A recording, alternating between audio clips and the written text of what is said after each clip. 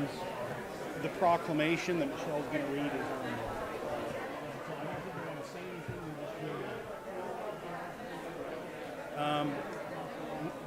We have the proclamation.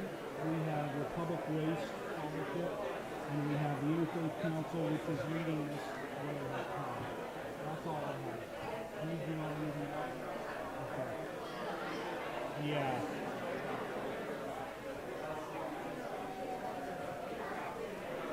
Hey, Adam.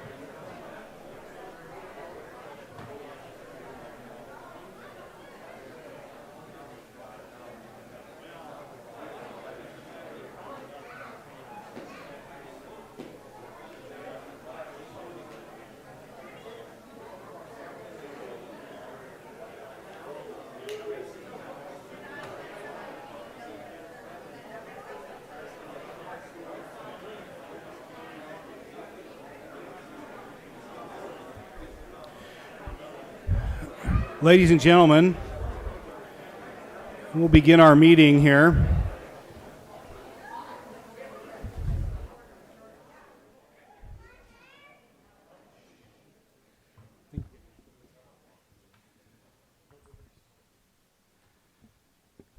Wow, that was good. Thank you for being here at our city council meeting today.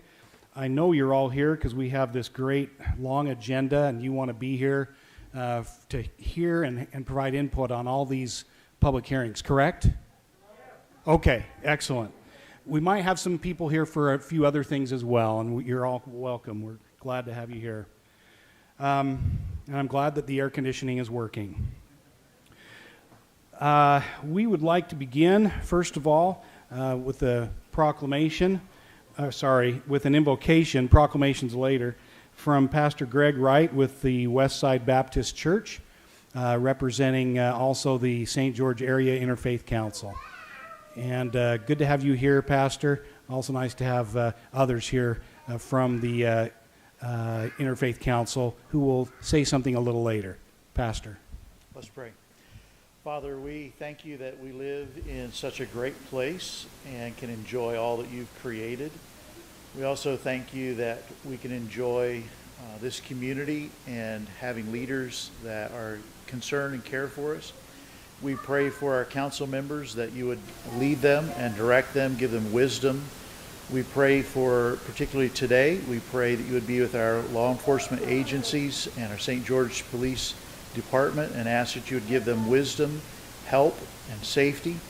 We pray that you would allow our community to enjoy righteousness in a broad way and that we would have a sense of safety and peace.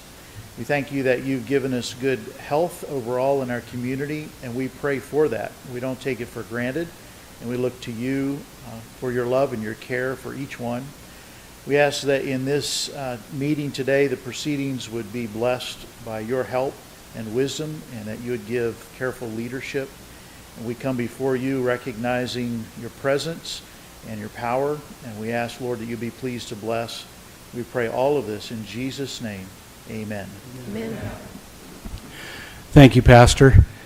Tim Martin, would you come lead us in the Pledge of Allegiance?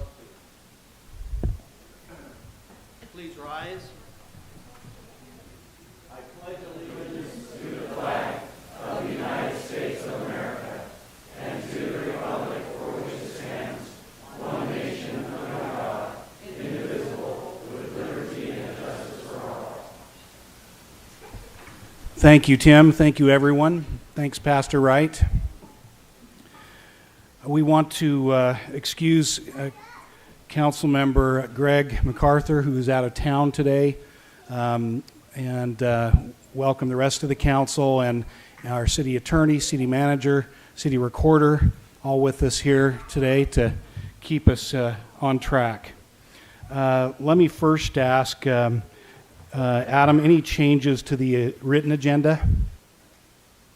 Mayor, none that I'm aware of. Okay.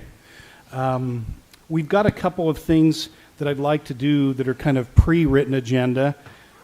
First of all, we have a proclamation that I'd like to have Michelle read, and I'd like to have any comments you'd like to make, after that, and then present that to those that are here to receive it. And also, Danielle, love to have you make a few comments as well. So, whereas Utah women first gained the right to vote in February of 1870 and were the first to exercise their voting rights in the United States, but later lost that right through U.S. congressional legislation in 1887. And whereas soon thereafter, the Women's Suffrage Association of Utah was created, an affiliate of Susan B. Anthony's National American Women's Suffrage Association, motivating Utah women to organize local chapters throughout the territory. And whereas, working hard to win suffrage back, Utah women regained their voting rights when Congress accepted Utah's Constitution and granted Utah statehood in 1896. Whereas, by the time the 19th Amendment was ratified, and after a more than 70-year struggle, Utah women had been voting for a total of 41 years.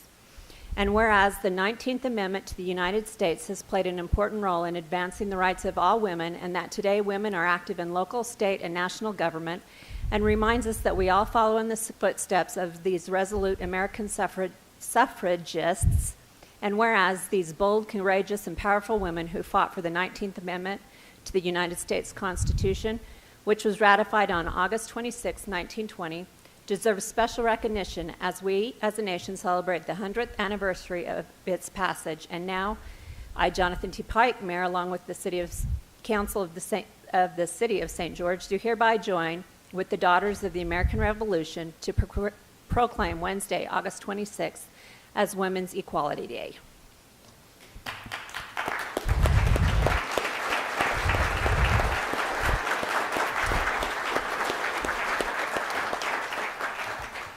And if it wasn't for that, Danielle and I wouldn't be sitting here.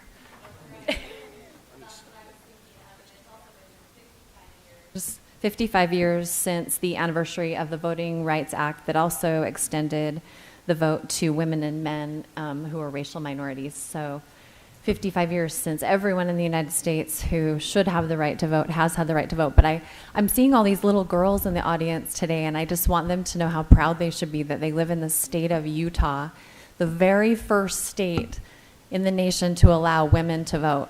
So you can be proud to be a Utahn.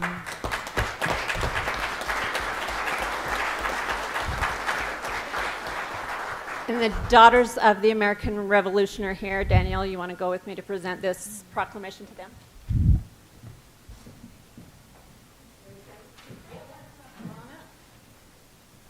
thanks for coming.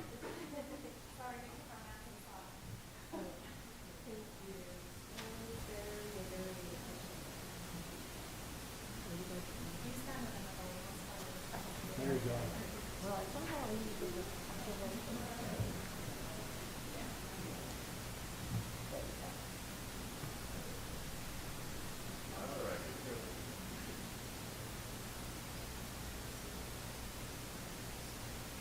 All right.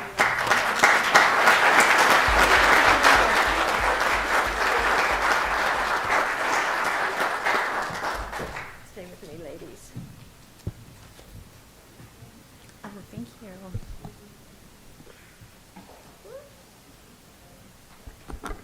So if we could just have your attention for just a little while longer. Thank you, Mayor Pike and St. George City Council members for having us here tonight. And we were so excited we got dressed up for the affair. It's been 100 years, as you mentioned, that the 19th Amendment was ratified to give American women the right to vote. The demand for women's suffrage actually gained momentum back in the 1840s. And the first Women's Rights Convention was held in 1948. But it was then when a resolution was passed in the favor of women's suffrage, despite opposition from many, especially the organizers, because they believed that the idea was way too extreme.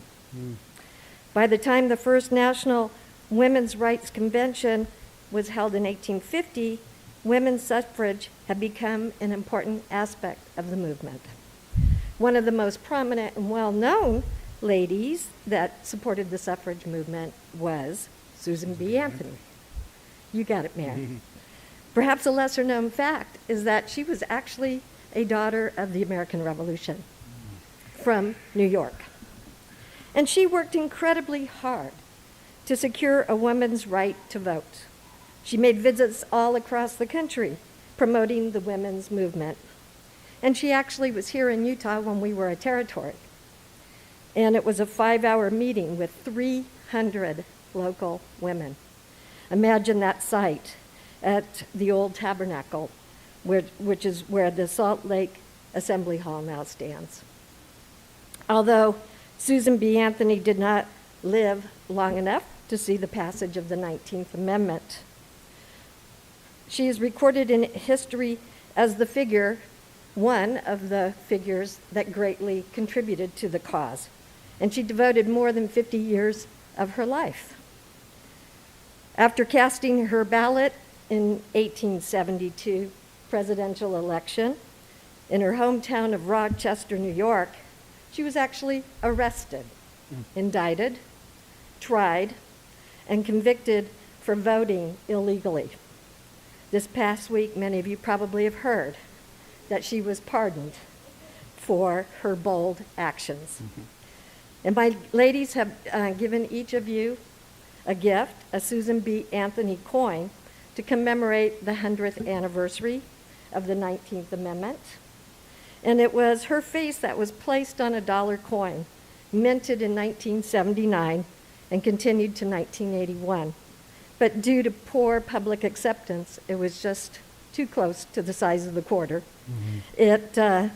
The minting stopped. But then for some unknown reason, it started again in 1999, only to be stopped again 18 months later. These coins are somewhat difficult to find, especially in 2020 when we have the coin shortage. But we actually found a local bank who was willing to go on the search for us. And so 5 of them were minted in 1979 and 1 in 1999. It's up to you to find out who got the 1999 coin. So thank you so much for having us here tonight and this very special proclamation that has presented to the Daughters of the American Revolution. Thank you. Thank you so much, Valerie.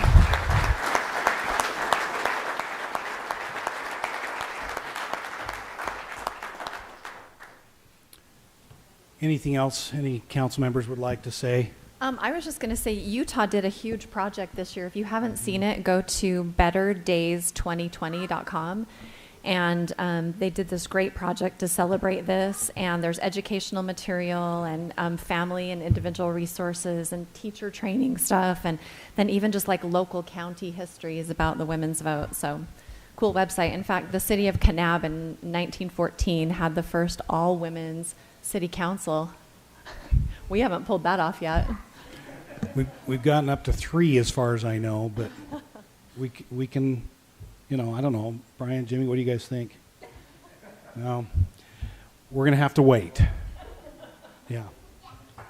You're going to stay a man? Okay, all right. All right, well, thank you. We appreciate this. I was hoping, actually, there would be more of a celebration. There were more things planned. Like so many other things, COVID got in the way. So thank you for being here and for making this, taking this opportunity to celebrate with us. Thank you very much. Daughters of the American Revolution.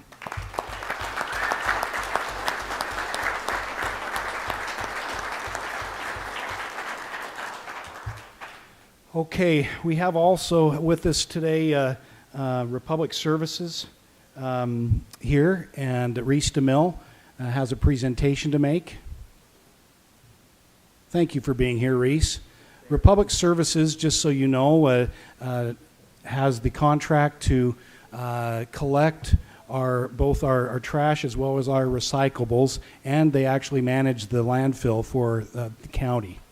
Thank you for being here, Reese. Thank you for having me. Real quickly, I'm going to have to take this off so you can hear me. You're fine, yeah. Every year we allow students, or we write out to the high schools and ask them to, it's kind of an essay contest about recycling, and the winners, we present a $500 check to a senior headed off to college. And this year we'd like to present Dallin Bundy from St. George, or from Dixie High School. He's here, and he's also dressed up in uniform to head off on his mission next week originally called Ecuador, and then off to Las Vegas next week as a temporary assignment. So, So is that Guayaquil, Quito? Yeah, Guayaquil, West Mission. Okay. All so we right. captured him before he left, and we wanted to present him with his $500 check. We do have a real check for him, but by way of picture's sake. And we got it big so we could socially distance. Jimmy, And his mom could take how is your... Hey, I think we should have... I'll have you say something.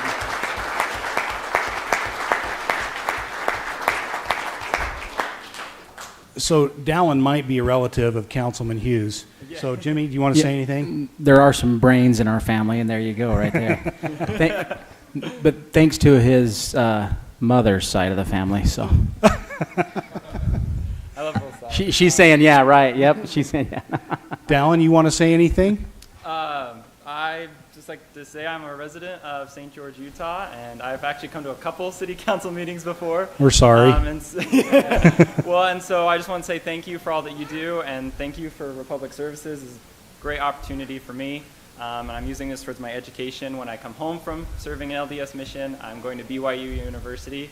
When I come home, that might be a sore thing for some people. I don't know. Some of us will forgive you. Yeah. Sorry. It's okay. There's repentance later. And so thanks again. This has been awesome, and thank you for all that you do. Thank job, you, Dallin. Dallin. Good luck to job. you. Thank you, Reese.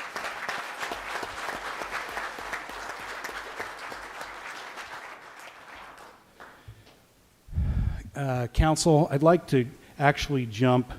We have one more pre-agenda item, but I think it's going to work better if it's after the first item on our printed agenda. So I would like to, at this time, present to you and nominate as our permanent St. George Police Department Chief the name of Kyle Whitehead. And I would nominate him to be our permanent chief. He's been serving since, March something, as our interim chief. He's been a member of the PD for how many years, Kyle? Just a couple, 20 and a half, and he's been in leadership in one way or another for quite a number of those years. He was our previous deputy chief, and he's been a captain, lieutenant, sergeant. He's come up through the ranks. That is the name I would present. We have talked about this together. This has been done with after great review, discussion, not only with us, but with our city manager, with others in the city, including some in the police department itself. So I'm very pleased to submit this name. I know that Kyle will do this in the best possible way, as he's already proven that to us in so many other assignments. So with that, Council, I'll leave this in your hands. I'd entertain a motion if you're so inclined. Mayor, I'll make a motion that we appoint Kyle Whitehead as Chief of Police. Second. We have a motion by Michelle and a second by Brian. Any discussion on the motion? Feel free to say anything if you want to, or we can say stuff after. All in favor of the motion, starting with Danielle, say aye. Aye. Aye. Aye. Aye. Motion carries unanimously, and I just want to note that Councilman Greg MacArthur also would vote aye, and has, in a sort of straw poll, I would call it, as we met about this last week. So the voting is unanimous. Kyle, you are the St. George Police Chief. Thank you.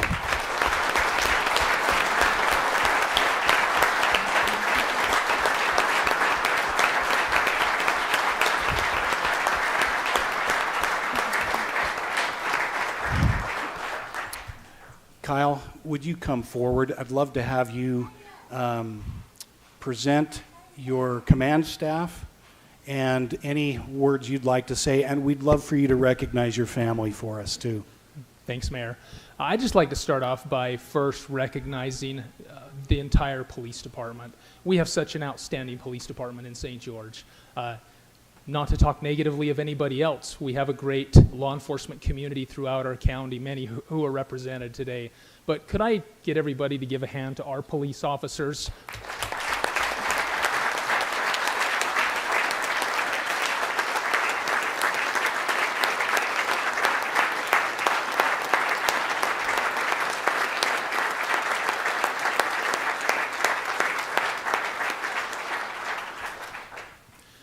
these are the individuals that truly make us successful in our community and our community as well. This is such a great place to work. I appreciate the vote.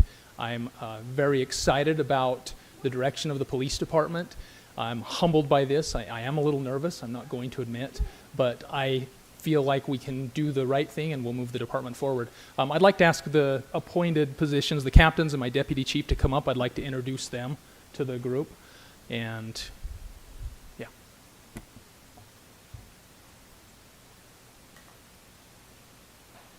You guys are trying to face that way. Yep. We're going to want a picture. So to my right, this is, that's fine. So this is the new Deputy Chief, Thad Feltner. He'll be serving with me again in that role and helping lead the department. Oh, thank you. So Thad Feltner is going to serve as the Deputy Chief. Mike Giles is our Captain over Administrative Services Division. Curtis Sprague is our Special Enforcement Division Captain. Jeff Ballman, the one that's a little bit vertically challenged, is he's our patrol captain, and the newest captain, Jordan Minnick, down on the end, will lead our investigations division. And I just want to tell you all how excited I am to work with this team.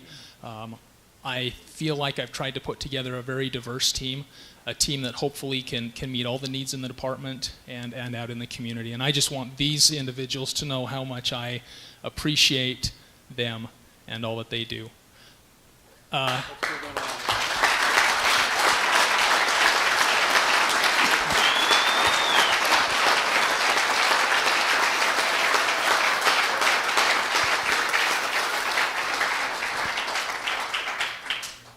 Finally, I want to let everybody here, friends, coworkers, and colleagues, know how much we appreciate you and we rely on you. This is a difficult job at times, and it's not just the police officers that are involved. Sometimes this goes home, and wives have to help buoy us up, or spouses, our significant others, our families. And so this is very much a group effort. And I applaud all of you, those that are here to support us tonight and those whose families aren't here. I really do appreciate it, and I honor you. So thank you. Thank you, Kyle.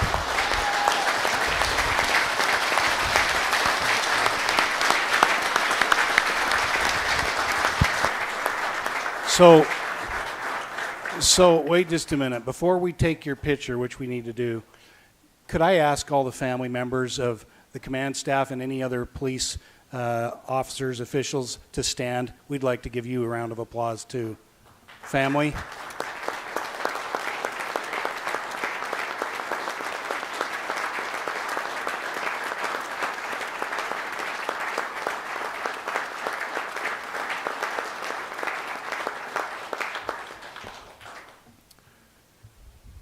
All right, picture time. We're photo bombing, council.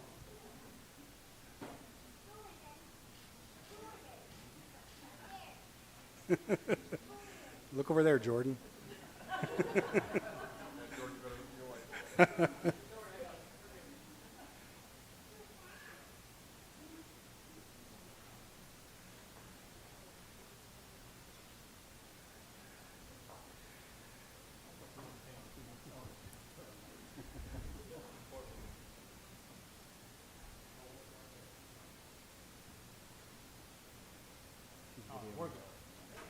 Thank you. Thanks, Kyle.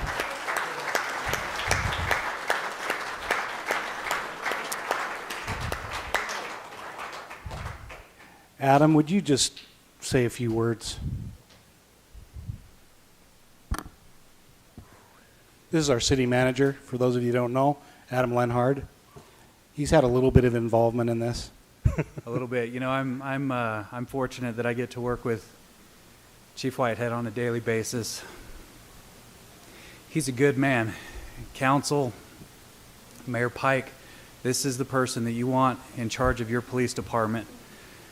And the others who he brought up here, who he's named to his command staff, they're incredible people. And they have my highest admiration and respect. And I hope our residents know that they're in good hands with the St. George Police Department. These are wonderful people, and I look forward to my continued association with them, and I think you've made a great choice. Thank you. Thanks, Adam.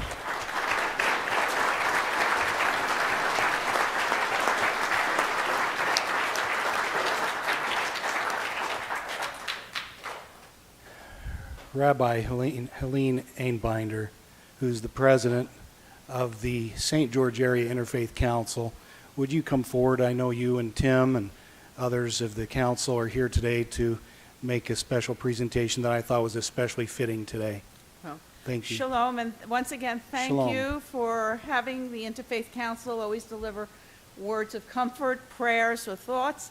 But in times of trouble, we're there for everybody, and we pray for everybody, whether it's the police, the fire department, the medical workers, or anybody. But one of our main thrusts was, how do we say something to help this community? And Michael Cruz, one of our members, wrote something which he's going to read today. Go ahead, Mike. From the unit. Thanks, Rabbi. Thanks, Mayor Pike and City Council. I'm from the Unitarian Fellowship, and after the George Floyd killing and other problems throughout the country, I wanted to know what was going on here in St. George. So we formed an interfaith, through the Interfaith Council, we formed what I call ART, A-R-T, Anti-Racism Task Force, which is comprised of 5 members, Carol Drake, the Catholic, Tim Martin of the Church of Jesus Christ Latter-day Saints, Presbyterian pastor, and Episcopalian pastor. And we got together and wrote this. I took a look at what's going on here in St. George and at the university, and turns out we're doing a pretty darn good job. So we wrote this letter, and it's addressed to Chief Kyle Whitehead. Dear Chief Whitehead, St. George Interfaith Council commends the St. George Police Chief Kyle Whitehead and Dixie State University Police Chief Blair Barfus for your leadership and courage. You have demonstrated empathy and support for the concerns of black, brown, and other minorities concerning injustices, prejudice, and racism. You have also been a leader of police reform with comprehensive law enforcement policies and practices. You have attended Black Lives Matter demonstrations and vigils and heard the concerns of minorities in our community. We salute, commend, and thank you for your leadership and offer our support in your continued measures for law enforcement, accountability, and transparency. Well done. It's signed by Rabbi Einbinder, Carol Drake of the Catholic Church, Tim Martin of Church of Jesus Christ Latter-day Saints. Rabbi? It's with great honor. I want you to know, Mazel tov, but we also say Behatzlacha, continued success in all your endeavors. You and all the men and women of the force that should know this day. And we Thank you very much.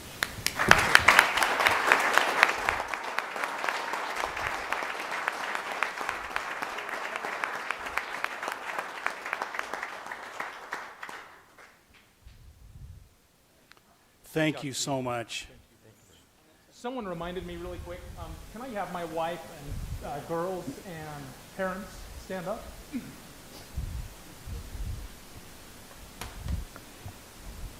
Sorry, I get really emotional.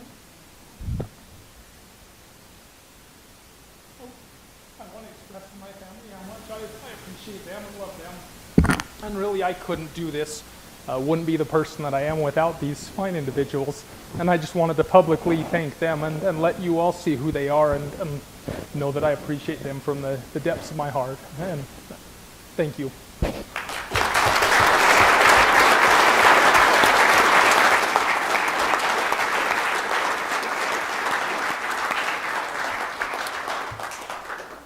Thank you again, and thanks to our all of our men and women in blue and others in sworn and unsworn members of the SGPD. You have our full and unequivocal support. Thank you so much. Council, any other comments you'd like to make at this time?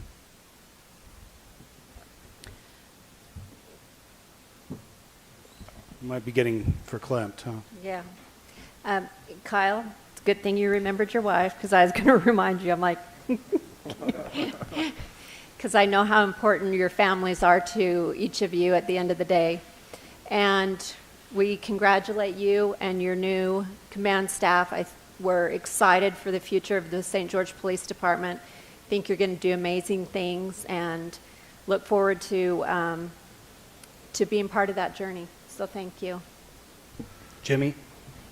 Best of the best. In my day job, which really turns in a lot of time into my night job, I get to work with a lot of these guys. There's none finer.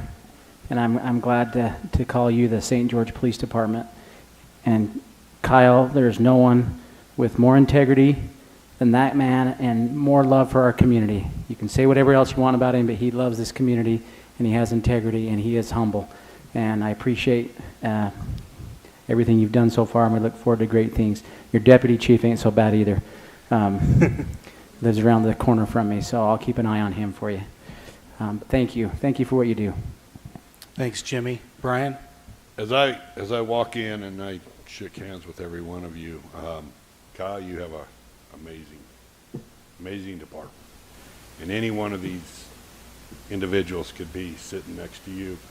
And I know without a doubt that they're all going to try to work their way to the top there. Like I said, there's a pyramid that goes up, and the percentages get harder as you move up. But any one of these people could get there, and you have a hard job to try to keep them from taking your position. So I want you to know how much I appreciate you and your families. Your families are the most important things in your life. Make sure you take care of them first, all of you in blue. And then make sure you come to work with your heads clear. You guys have a tough job every day.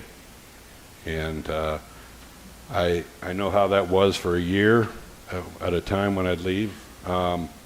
And I just look up to every one of you having to do this every day, and I appreciate it. My family appreciates it. And Kyle, good luck. Got a great crew to work with. Thank you, Brian. Danielle? Sure. Wow. Beautiful words by my fellow counselors. I don't know that I could add much to that other than just to say that we're all 100% behind you and your team, Kyle. And what Brian was saying about a pyramid, I always think of leadership as being that pyramid flipped upside down, right? And like you're really underneath all those people. You're not lording over them, but you are beneath them and their greatest servant. And I can't think of a better person to be in that space than you. So thank you for accepting, and we love you and appreciate you. Thank you, council members. And we appreciate family, friends, other agencies, prior members of the SGPD here, and from the county attorney's office and so forth. Thank you for coming and supporting Kyle and the St. George Police Department and our new command staff. Thank you very much. And you can stay the whole time if you want to, or you can leave anytime you want to. Thank you. Thanks to our fire department as well for being here. We'll give you just a minute.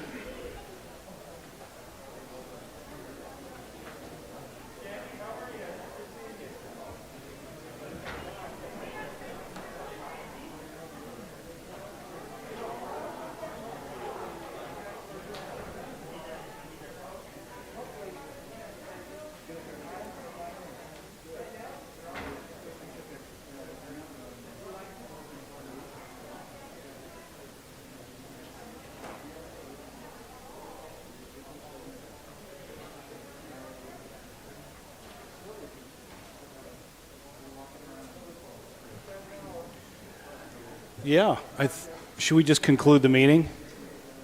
All right.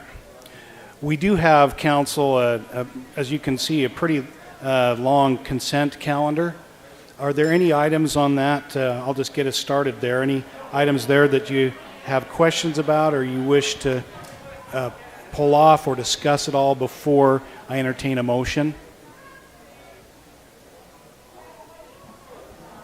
I didn't. Motion to approve the consent calendar. Second. We have a motion by Michelle and a second by Jimmy to approve the items on the consent calendar. Any comments or discussion on the motion? Seeing none, all in favor, say aye. Aye. Any opposed? Motion carries unanimously. Adam? Mayor and Council, you're going to see this item number 3 2 times tonight. It's also on the RDA agenda. This is an incentive agreement between the city and the RDA and RS Technologies. And we're going to ask Shirlane Quayle to come give us a quick overview of this item.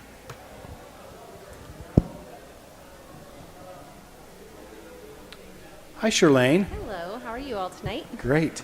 Good, that was beautiful. Packed room. So the incentive agreement with RS Technologies is our local support for a company that is relocated to St. George. They're a Canadian company, and this is part of their Western Regional Headquarters and manufacturing facility. So they purchased the Viracon building in Fort Pierce.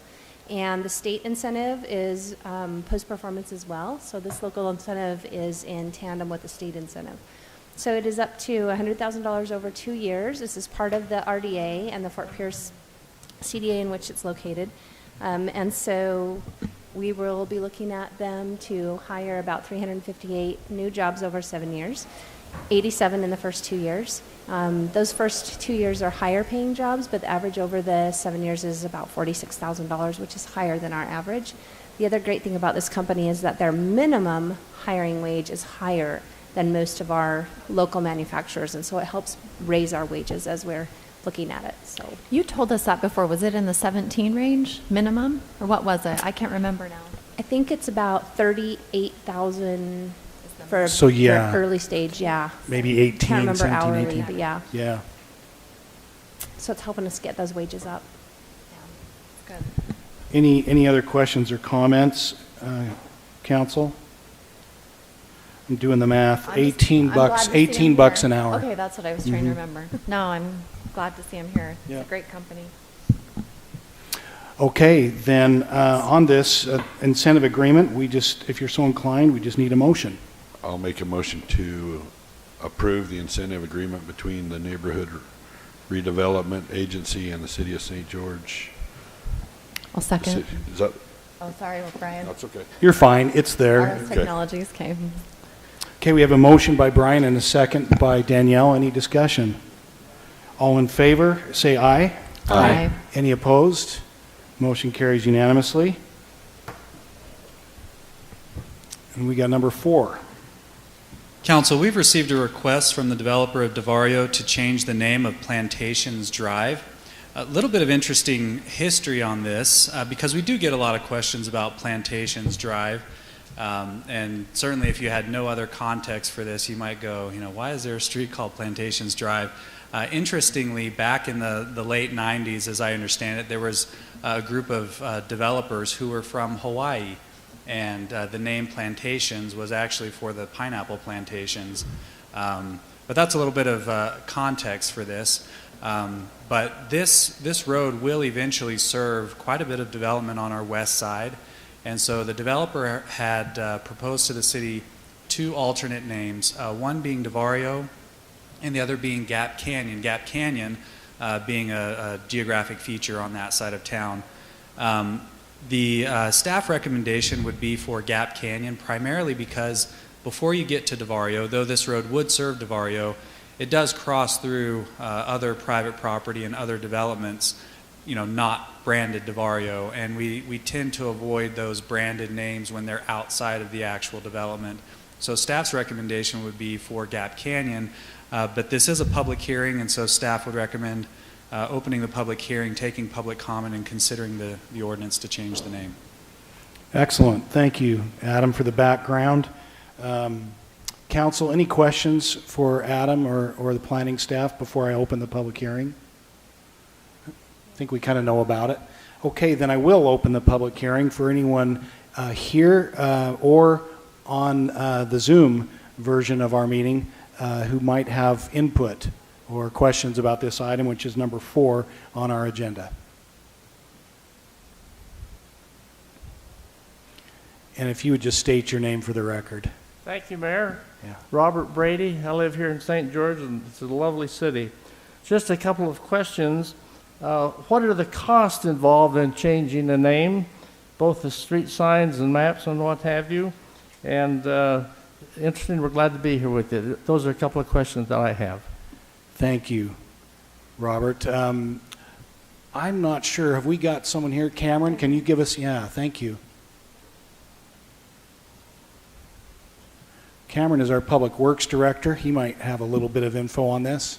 Fortunately, we don't have a lot of street name signs up there, but it would take the street name sign change, and there's probably, I don't know, up by Alienta and stuff, there might be a little bit more, but even if there's a half dozen or a dozen signs, it might cost us $1,000 or so just to get the shields and then just reprint them.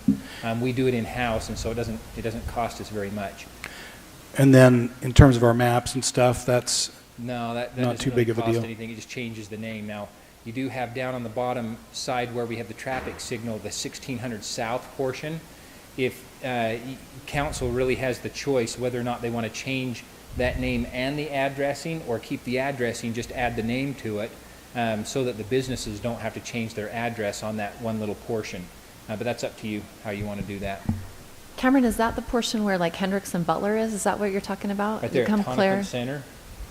It's where the traffic signal in the cemetery is, on the north side. That just as you go in there, there's some businesses on the north and the south, and they're addressed off So- of 1600 South. So they could keep the 1600 if they wanted to, Yeah.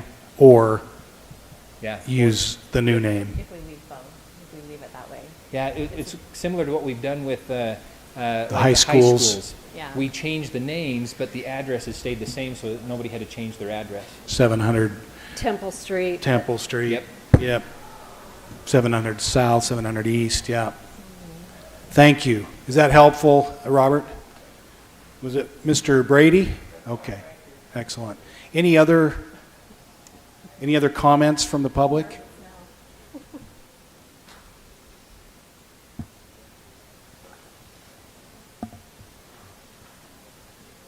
Hi, my name is Rod Packer. I represent the owners. Would you just pull this mic over to you so our audience can hear? Is that better? Yes, perfect. Represent the owners of Divario. We actually had chosen the name Divario because it is the Italian translation of the Gap Wash, which is a prominent landmark up there.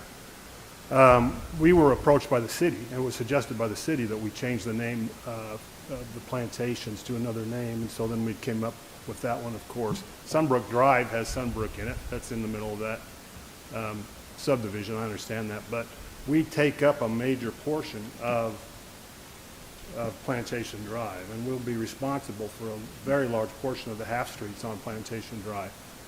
And so because of that, and the fact that we've got about 350 lots under contract right now, under construction, in that area, eventually we'll have a build out of up to 3,200 units. So we're going to be a pretty prominent figure in that area.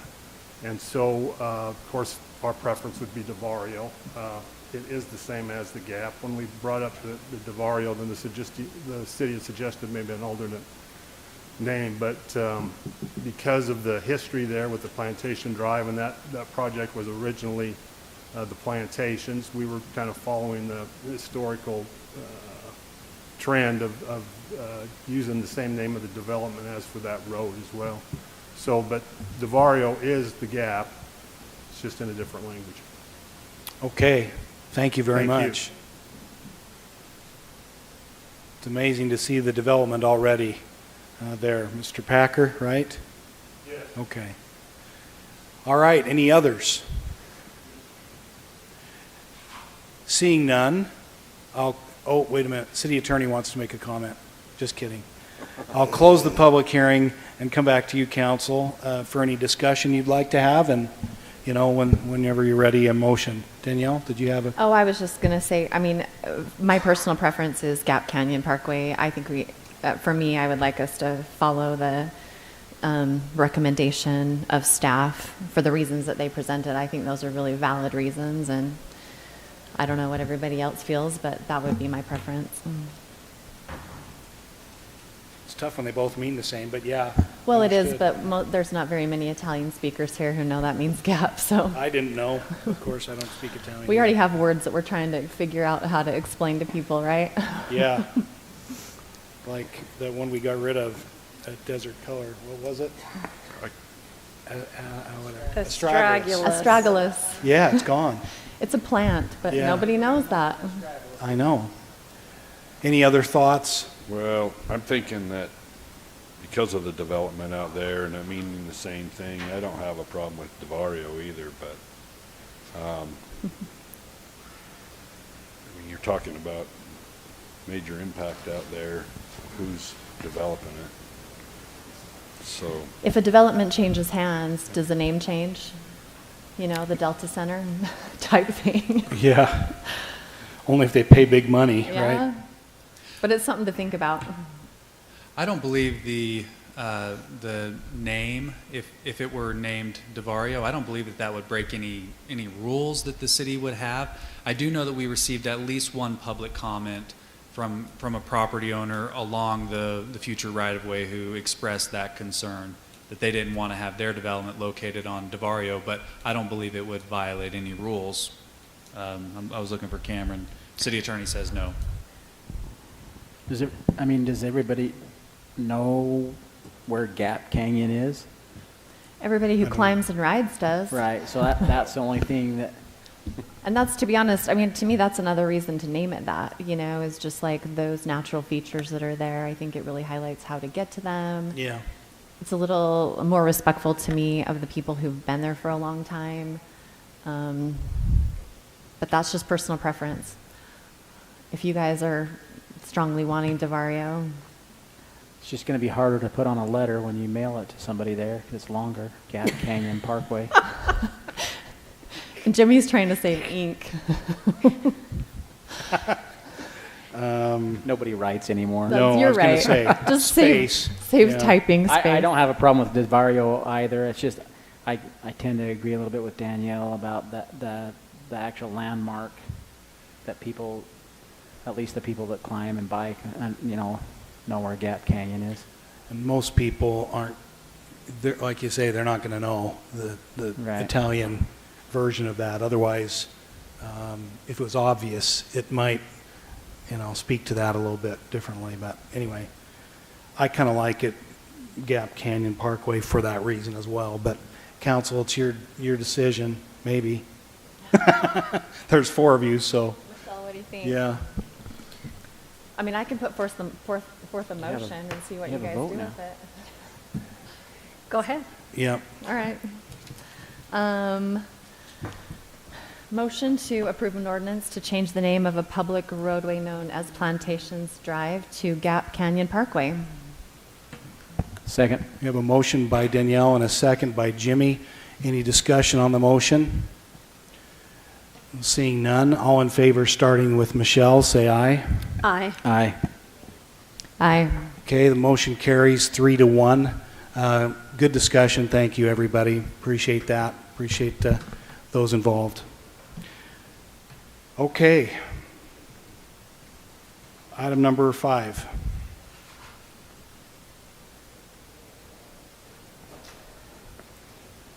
Thought you guys might make me vote. Okay.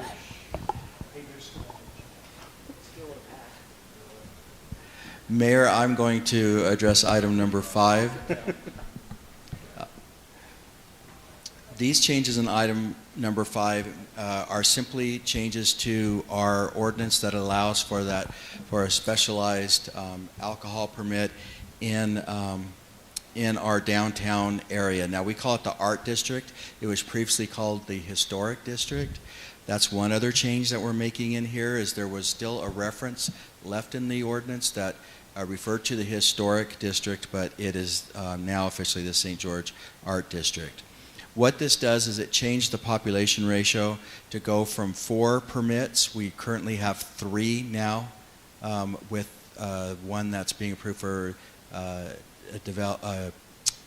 want to say Twisted Noodle, but we're told not to say that because it will be a different entity. Restaurant and entity, but it'll be over in City View.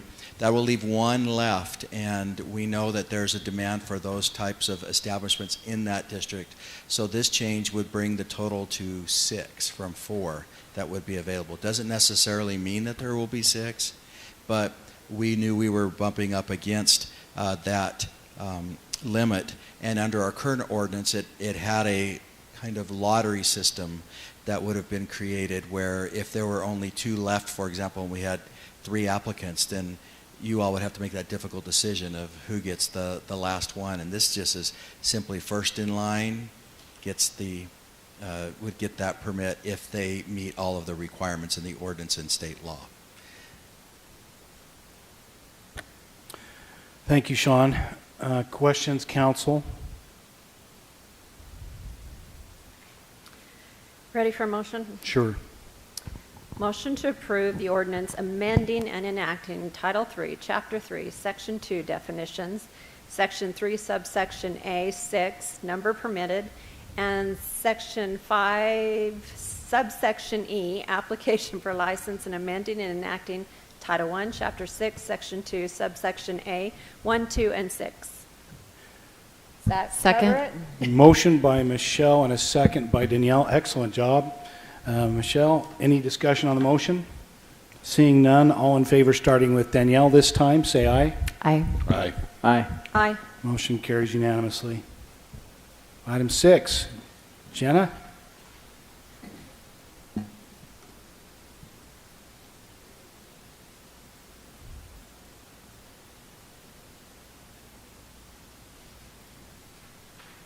James, when you're ready, let me drive, please.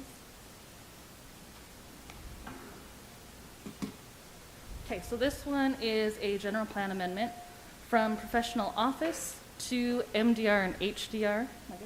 Okay. So it's on approximately 3.17 acres located at the northeast corner of the intersection of Mall Drive and 280 North. So this is just south of the Boulevard's home building. Is everybody acquainted with this? Very much.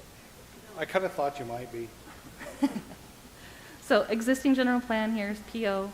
To the north is commercial, that's Boulevard Home. East is existing single-family low density. South is MDR, that's our Santa Fe project. And then to the west is more PO. So the applicant's original request leaves out that frontage along Mall Drive and is just for approximately 3.16 acres here, with high density on the interior and MDR along the street frontages. Planning Commission made a recommendation of MDR along the street frontages as well, with MHDR on the interior. Their proposal was for the whole 4.16 acres, not just the 317 that the applicant had requested. We did receive quite a bit of public comment for this, both in emails and letters to staff, as well as during the Planning Commission meeting, and a petition was turned in by Santa Fe, the project to the south, these residents down here. And then staff's recommendation is for MDR. Jenna, what's the zoning on the street frontage portion? The zoning, Why isn't it being included? I don't have that. Right now we're at the general plan level, so I don't have that right in front of me, but I can look it up real quick. But the general, I mean, it's administrative professional, is that what you're saying?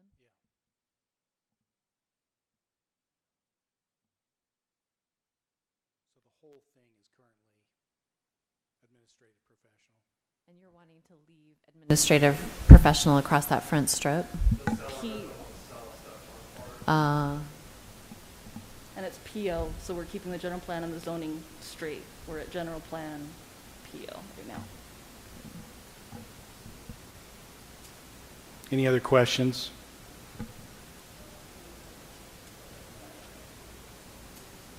Well, I'm just curious. I mean, even if we change this to residential, like how much space is left out there?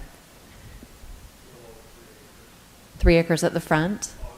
1 acre. 1 acre. It's not very much.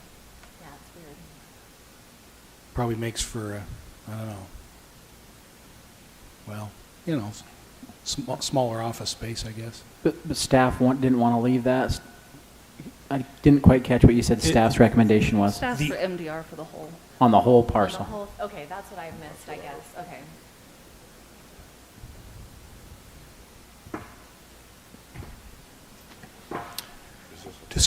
It's not a public hearing. Well, I think we've heard from every neighbor Mm-hmm. that lives there in Santa Fe and any adjacent, even close to this. And I tend to agree with the neighbors that it needs to be medium-density residential. I'm just scrolling through all the emails right now, just Yeah, trying to get there to... were many.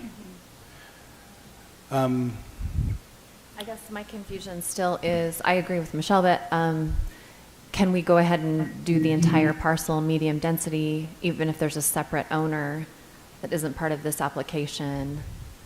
Yes. Yeah, it's all one parcel. Oh, it is one parcel. Mhm. It's, oh, okay. And it is in your purview to amend the general plan as a bubble.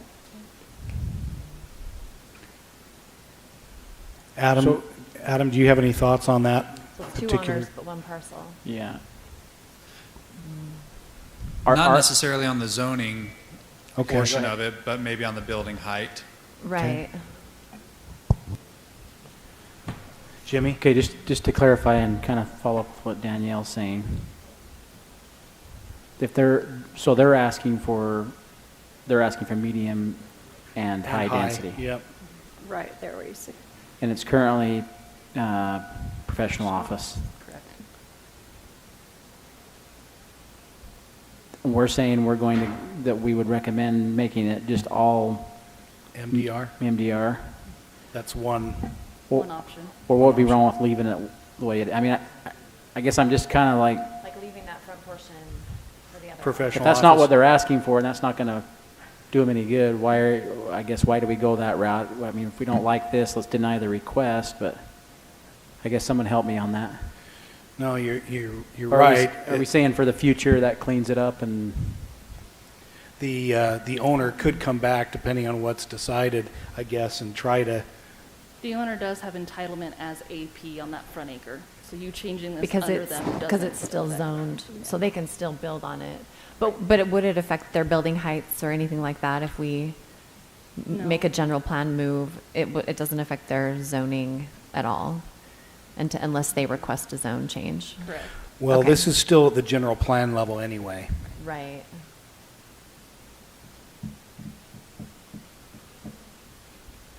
So I guess general plan-wise, it Kinda does make weird. sense to just make it medium density, because then there's not a bubble there of any sort.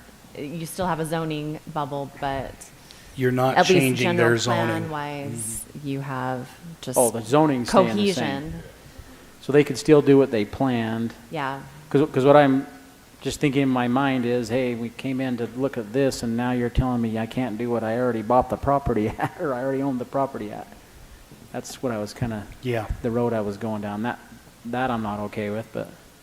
So their zoning for that front piece won't change unless they Yeah. request it, Okay, so. that's, guess where I was trying to get.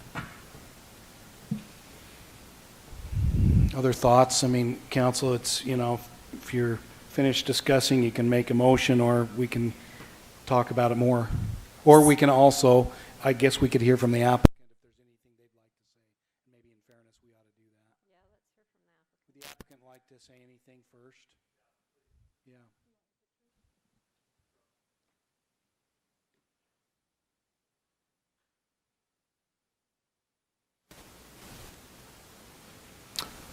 Maybe one thing, because I don't know this, but it might be interesting to know if you've met with any of the neighbors or surrounding. Dave Nazel, applicant. And just for clarity, the owners, Boulevard Home Furnishings, they're not Right. the applicant, I'm the applicant. Right. And my request is specifically for what was shown in the map. They did not want that front part to be part of it, so just want to clarify Right. what my application is. We had a chance to meet with, I believe it was the past president and the current president of the HOA, as well as another one of the residents. So we met with them at their community center in their development to meet with them after planning commission to go through some of the items that were brought up. And just to go through a couple pictures, I'm not sure if everybody's familiar with this. I'm sure everybody's driven past there. Oh, yeah. It's on the corner just below that. There's 5 retaining walls between Boulevard Home Furnishings and this property that are 4 feet each. So there's 20 feet from where this ground is, which is already elevated from the ground across the street at the Santa Fe. And these are just, this is zoomed back out. This is Santa Fe to the south. This is 2000 East looking south. Boulevard Home Furnishing, the building's about 28 feet to 30 feet high. The retaining's about another 20 feet, so it by itself is about 48 feet. We spoke with the neighbors and talked with them. If this parcel was all medium density residential, which is 3.16, it's about 28 units. It doesn't always work out, but if it was maxed out to the 9 allowable, that's what it would be at.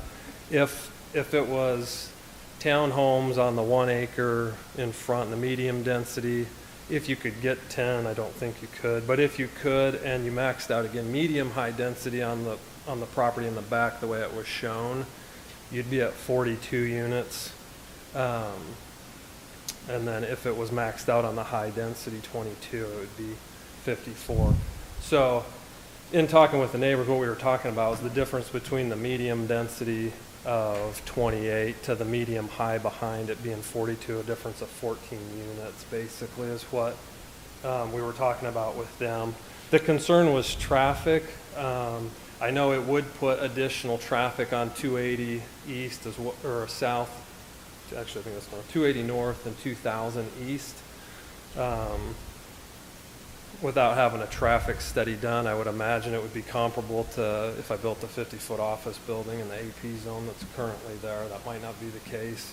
But it definitely wouldn't have an impact on the already busy Mall Drive.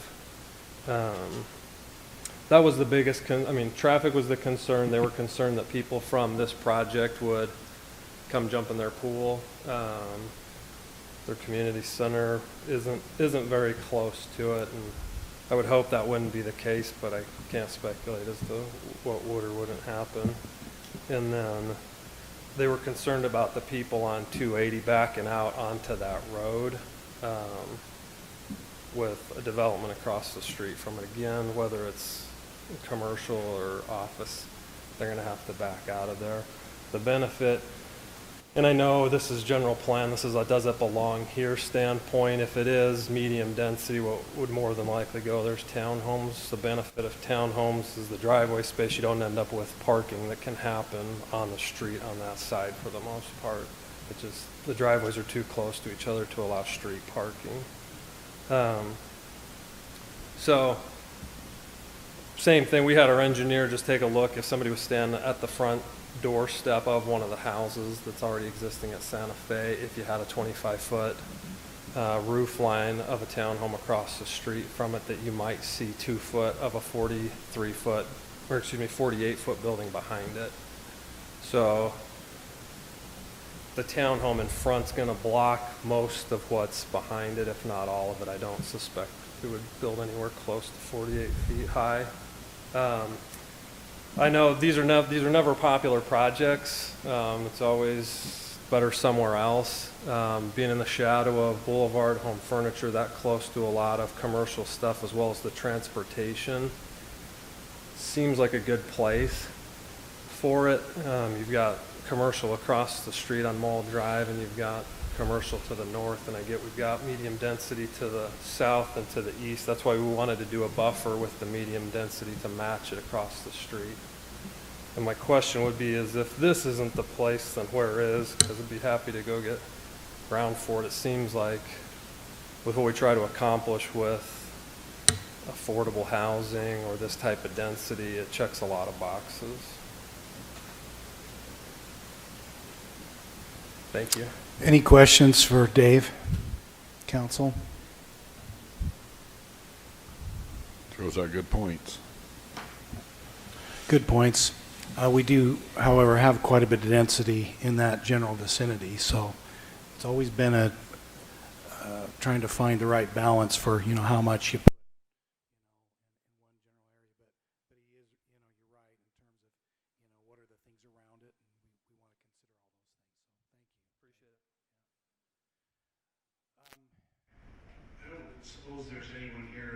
speak to this in terms of the public? Anybody on Zoom that you can see?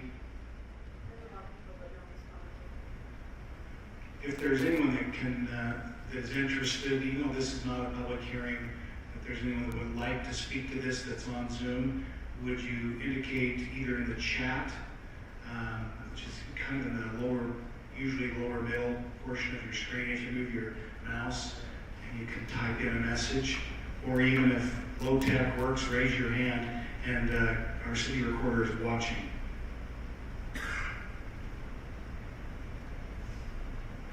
You see anybody? Okay. Council? You ready for a motion? I'll make a motion. Okay. I mean, I don't know if you guys want to have more discussion, but I am inclined to follow staff's recommendation and make a motion that we recommend medium density residential for this parcel, changing the general plan from PO to medium density residential on 3.17 acres. Second. I have a motion by Danielle and a second by Michelle. Comments, clarification? The acreage is wrong. What's that? Does it fundamentally matter? Right, since it's a bubble.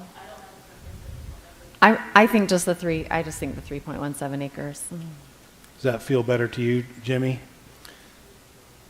So just to clarify, the applicant doesn't own the property yet. That's correct. So what you're doing is you're changing. Right, David? So what we're doing is we're changing the zoning on a piece of property owned by. The general plan.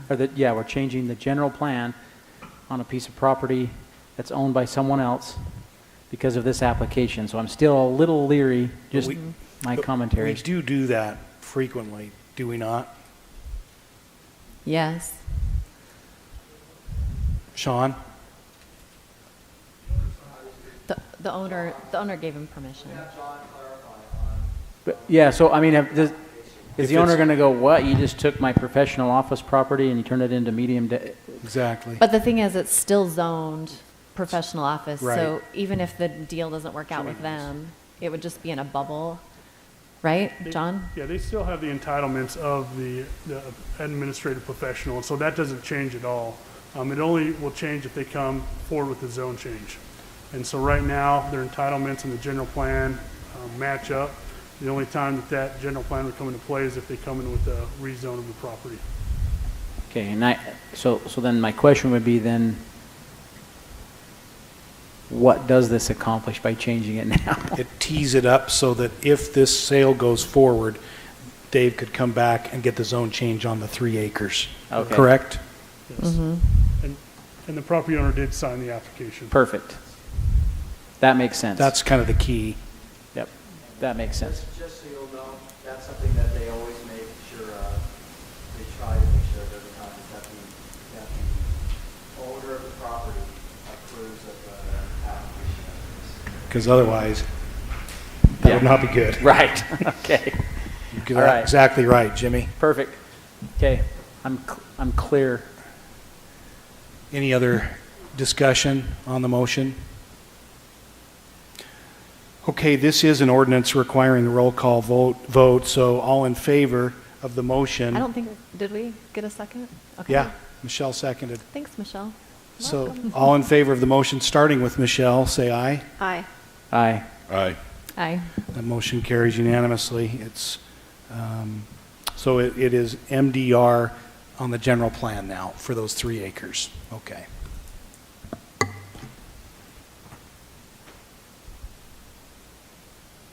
Item 7, right? Dan? Yes.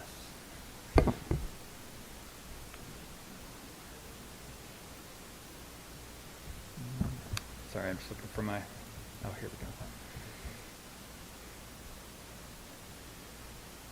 All these buttons. Here we go. Okay. This is also a general plan amendment, similar to the last one. This is to consider approval of an ordinance to change the land use designation of the general plan from LDR, low-density residential, to MDR, medium-density residential, on approximately 1.98 acres located southwest of the freeway on 900 South at approximately 510 East. So the property is located in red there on your screen. Currently, it's designated low-density residential, as I stated. The zoning is split between R2 and R18. The applicant, I'm going to go back to this screen, to this shot. The applicant is proposing to change the land use designation on the property from this LDR, which you see primarily to the south and to the east, to this MDR, which you see primarily to the south and to the west. The Planning Commission, just a couple pictures here of the site. The actual site that the property owner, or that the applicant is interested, is actually this in the back of this home and these two buildings. So if this goes through, I would anticipate that a zone change would come forward on that property, but that property alone, unless the other two are interested. But at this point, they haven't indicated so. That said, Planning Commission held the public hearing and made a recommendation for approval of the change as proposed. Questions, council? If not, I'd be ready for a motion.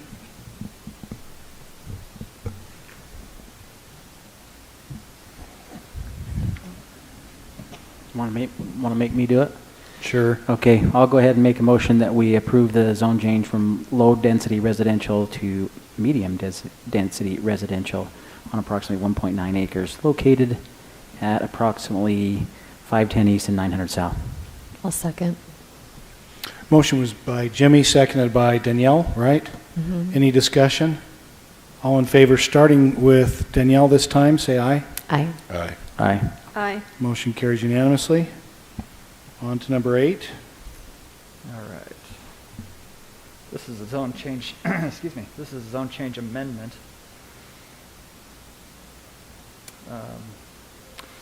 So this has a little history behind it, and I won't get deep into it, but let me read this first. This is to consider an ordinance to allow a change to the restrictions placed on South Bridge, what is now being called South Bridge, formerly known as Boulder Creek Commons, planned development as it relates to drive-through facilities on property located east of the intersection of River Road and 1450 South.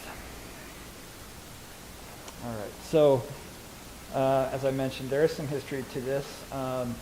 Just very briefly, in a nutshell, the property was rezoned PDC on January 7th, 2016. After considerable discussion and input from the neighbors, the City Council approved the zone change with the restriction that on the south side of 1450 South, the number of restaurant fast food drive-thrus be limited to 3. There was no limit placed on the north side of the street. The applicant, so let me show you a map of where we're at. So again, River Road, 1450 South. This is the entire development. So everything on the north side here, they did not place a restriction. A restriction was not placed on that. But the limit of 3 was placed on the south side of 1450. You can see the zoning here, PDC. And this is the development as it was, the conceptual plan anyway, as it was approved in 2016. So the applicant today, after several years of trying to market the property, is proposing that restriction be lifted. The Planning Commission held public hearing, heard from some neighbors, and they have recommended that basically the status quo is carried out. So this northern portion would not have any restrictions on it. They could have, as many fast food drive-thrus as they can handle. The south side would continue to have that restriction of 3. And so that is the Planning Commission's recommendation. I believe that the applicant is here if you want to hear from them. Otherwise, if you have any questions for me, I'm happy to answer them. Questions, first of all, for Dan, council? You know, the only thing I would be concerned about is just, you know, space, if it happened to be a popular, you know, place for a drive-through. You know, queuing space.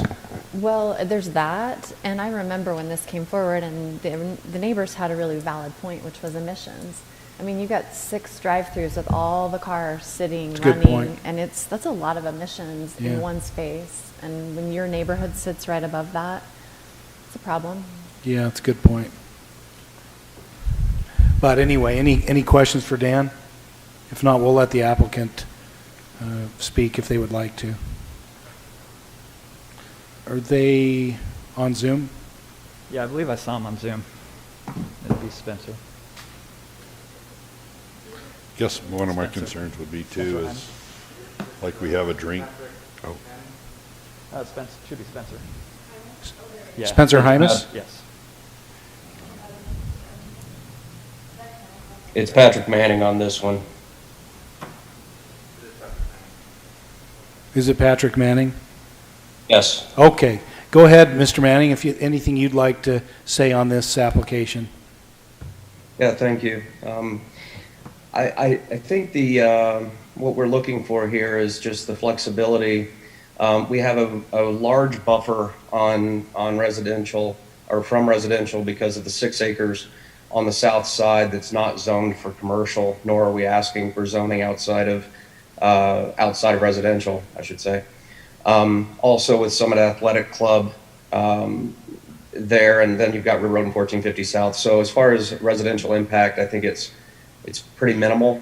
And also, you know, 4 years ago was the old normal, and we have Neil Walter on the call as well, and with broker for NAI, and he, you know, is well versed in what people are looking for right now, and it's not just a financial thing. It's the new normal talks about, you know, is about responsibility and being able to provide drive-throughs, and there can't be that many. I mean, we're talking about a couple more maybe, but the 3 seemed.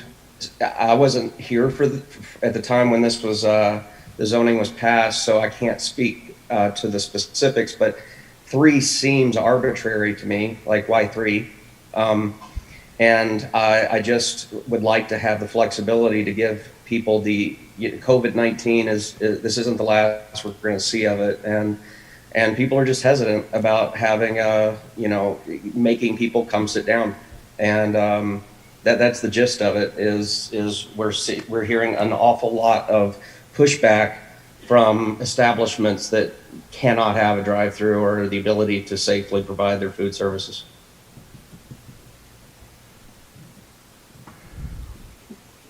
Thank you, Mr. Manning. That Jimmy Hughes just said there's some truth to that. You even drive up to pick your groceries up. So would that count as a drive-through? It's a good question. If you had a grocery store there with a drive-up. Well, I think it counts as a drive-up, and most of these spaces can also be used as drive-ups, you know, where you can pull up in front and walk in and then walk back out, if that's what you mean. Whether they have a window. You mean like where they window. walk it out to you. I'm sorry. One thing also to keep in mind is we're about to close on the corner pad that would be at the corner of 1450 and River Road with a credit union. That doesn't count toward a drive-through, but my point is it has a drive-through, but it's not a heavy use like like a restaurant might be. And so that's one pad down there on the corner that would be relatively very low use compared to, a McDonald's. So Sean, for what is a drive-through? Does that count banks? Does that count the pharmacy at the grocery store?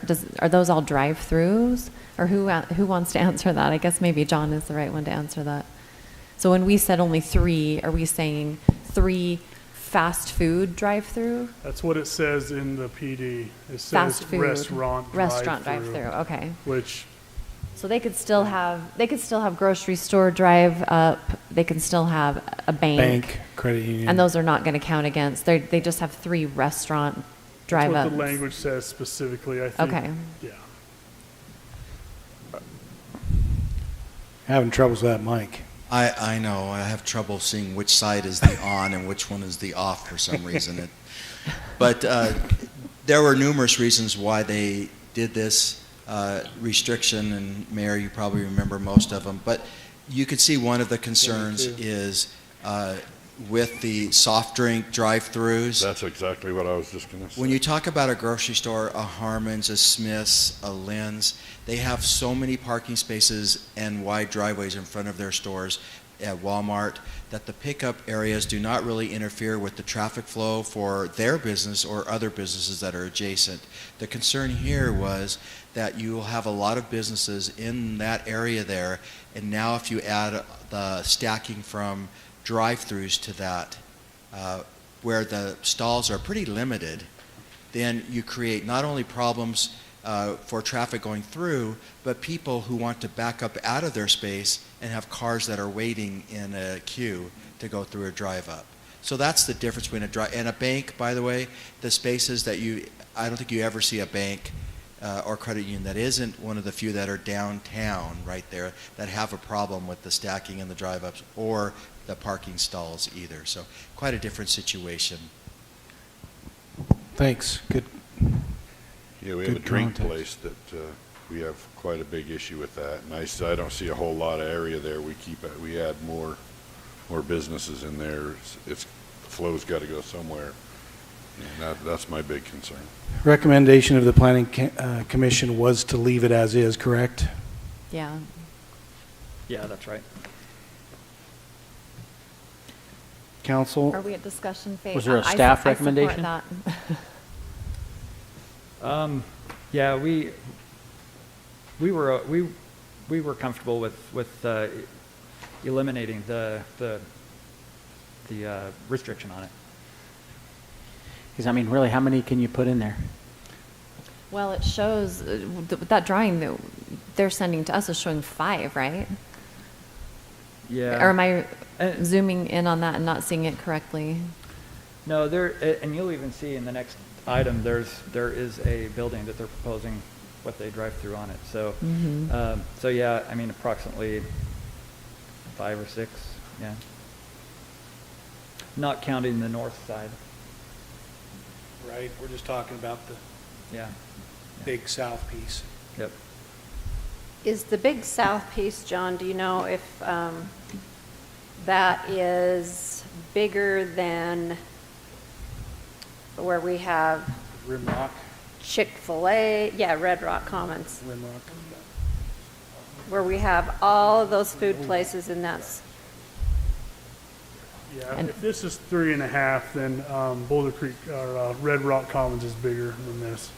It is bigger than this? I would say, I'll go back and measure it, but I think offhand, I believe that is. But like bigger than imagine that. Red Rock Commons having 6 drive-throughs. Well, I know. Right now, it's even if they insane had there. 3. If they had 3, it would be, because just the way it's backed up now. They have 1 right now, 1. correct? But a lot of restaurants. It might be a little bigger than They have that. a lot of restaurants. It but just only seems 1. like, I don't know, I drive by, Jimmy, don't you think this is bigger than Red Rock, or no? It feels like it. It feels like it, but it's empty. It's empty, so. Yeah, it's hard to. So where this is a PD, each one of these that comes in has to come. Yeah. So if we're going to run into stacking problems. Right. I mean, the only reason why I would even consider lifting the restrictions is that there's a valid point. I mean, who would have thunk that we're in this position where you drive up to get everything? So there is some, I mean, you see some of these places that don't have a drive up, these little mom and pop restaurants, they've been hit hard. Yeah. You know, Yeah, and those with a drive up have, you go to Panda down over there by Dinosaur, by Smith's. I mean, that place has cars lined around all the time. So they're killing it, and they don't have to clean their dining room because you can't eat in there. Popeyes. Yeah. But I think we have to make the decision. I mean, I know we're in this space now, but what's the best long-term decision? And I'm not saying it's not lifted, but if we lift it, like Jimmy's asking, and if it's PD and they come in and we say, okay, we've already got, it's stacking, we've got issues, you've got 3 drive-ups already. Then on 4, can the drive-up itself be denied, or is it already a done deal with the drive-up? I mean, as far as PD goes, I thought we were just reviewing design, but not necessarily something like a drive-up. Right. Yeah, each one of these pads is going to have to be analyzed on its own. Each time one comes in, just like we did with this next item, we'll review it, make sure it's parked, make sure that if there is a drive-through that it'll work. They're stacking, etc. So what you're saying is, yes, we could deny a drive-up. Sean's not so sure. All I see is the shiny thing. What are you saying? Hey, Sean, you deserve that. All I can see. Oh, there you are. Unless we have a specific drive-through standard that requires a certain amount of space for queuing and all of that, if we say now, because this is a PD, is that correct? Yes. So if we're saying now that we're taking that restriction off, then we're saying drive-throughs are permitted, then the only thing we could fall back on is anything that's in our ordinance that would restrict a drive-through. So that's where I think the problem might come in on this. And that was one of the concerns that the council had before. When this was addressed, yes. As long as stacking and flow, what if that were the restriction lifted as long as this, to be more than 3, as long as the stacking and flow aren't a problem? And that's where we would have to have some, I would recommend that we would come back and visit that and have some calculations that we could put in there. Otherwise, that's too subjective to try to enforce later on. Have to figure out some standards. And Red Rock was a perfect example because they were shells, right? We didn't know how many restaurants were going to go in there. Yeah. But it only took one. And then you see, of course, that creates a synergy. We have one online person who would like to make a comment, and I'm going to allow it even though it's not a public hearing. Neil Walter. And by the way, we're so sorry for the passing of your father, Neil. Yeah, thank you, Mayor. I just want to make sure. Can you hear me first? Yes, we can. Condolences. Our condolences, from all of us, Neil. Well, thank you. We're definitely going to miss him, and he obviously loved this community and spent 45 years in working through various projects, and just has a lot of respect and love for all the people that have served in the community. So thank you very much. Thank you, and such a shock to us. We're so sorry again. We appreciate your family very much and all that you've contributed to not just St. George but Santa Clara and the surrounding area. Thank you. Yeah, I appreciate that, Mayor. I'll be brief. I wanted to just I've been working with Patrick and Spencer, who are the applicant here. But anyway, I just wanted to maybe just comment on a few things. We have seen a substantial shift since March in terms of which types of restaurant concepts are viable and can move forward, and which types are not viable and cannot move forward. And so one of the things I wanted to make sure that as you were contemplating how to address this particular question is just to recognize that as you look around, there are a number of concepts that previously would have been agreeable to going into, for example, an inline type of a situation or a freestanding situation without a drive-through. Many of those concepts have now determined that the only way for them to ensure their viability in the long run, if a situation like this either it ends up being extended longer than planned or is a reoccurrence, is for them to have that flexibility. I think the sensitivity about traffic flow and congestion are all very valid, and I think as you look at Red Rock Commons, there's it obviously is a very high profile, very large development. I think one of the things that I would just note that is a little bit different in this particular case is Chick-fil-A today would be designing its traffic flow lanes to handle its traffic much differently than it did years ago when this was developed. The other thing that I would just note is that the way that the spacing of those lots are pretty tight, and you have all those restaurants crowded into just one corner. In this particular case, I think that that crowded corner type of a concept, Patrick's already indicated is going to be a credit union location, and so I think that the crowded nature that you're experiencing in Red Rock Commons, you would see develop differently today, just because the users will want that space for their customers to make sure that they're having a good experience, and also the way the site is being planned out. We don't have a large user that's taking up many hundreds of thousands of square feet of that large retail anchor space and driving a huge amount of traffic into the site.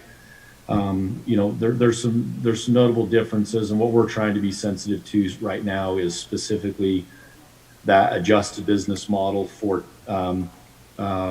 specifically restaurants who at a prior time would have gone in line and would have been okay with that, but today they can't. They don't feel like that they can put their business in a situation where they could potentially be closed down or have business impacted negatively for a long period of time because of the inability for people to, the discomfort of people coming in. And so I just wanted to share that. Thank you for giving me a few minutes to expand upon some of Patrick's comments. Thank you, Neil.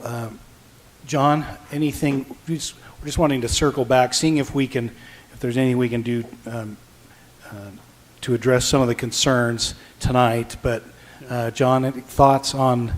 Yeah, it might be worth us going back and working with the applicant and come up with some standards for some drive-throughs. That way to resolve any potential issues we could have in the future. That still gives them the 3, so it's not going to impact the application they have denied, but it'll allow staff some time to look at this site-specific and come up with some standards for some drive-throughs. So would Mr. Manning and Neil, Walter, if we were, and I'm just floating this, if the council were to table this issue until the next meeting, so that would be, what would that be, September 3rd? Do I have my dates right? September 3rd. Would that be acceptable to have staff work with you to maybe develop some standards of something that might work for you a little better, and then see if the staff feels good about that and would recommend that to the council? Just floating that as a possibility. I think you ought to unmute Patrick and let him speak to that question. Mr. Manning? I think you're muted. Not sure. Yeah, he is. I think okay. Oh, there we go. There we go. Okay. Yeah, I mean, basically, Mayor, I'm perfectly fine with that. That's essentially all we're asking for, is to be able to be treated like all other commercial properties in St. George. We have ordinances we know we have to adhere to.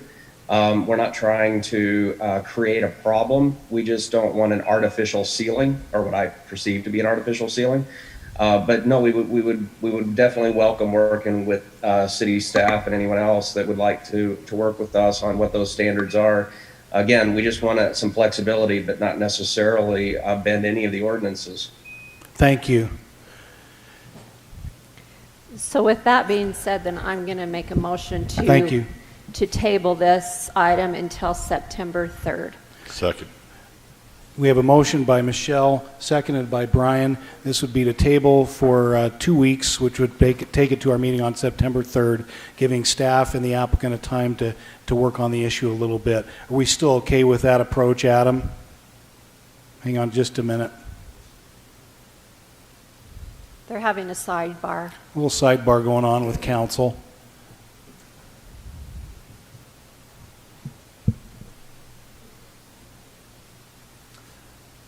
Question for Mr. Manning. Do you own this property now? Yes, okay. Sorry. And we do want you to be successful, of course, so, we don't want it to be, what was the word you used, artificial either. We just want to make sure that it works, because it's been tricky, and we've kind of been, surprised in a couple of other situations. So September 3rd, okay? All in favor of the motion to table until September 3rd, say aye. Aye. Any opposed to the motion? Motion is approved. So we'll give you some time to work together, Neil, Patrick, and city staff, and we'll see you on the 3rd. Thank you. Thumbs up here, too. Okay. Yep. Number 9, I believe.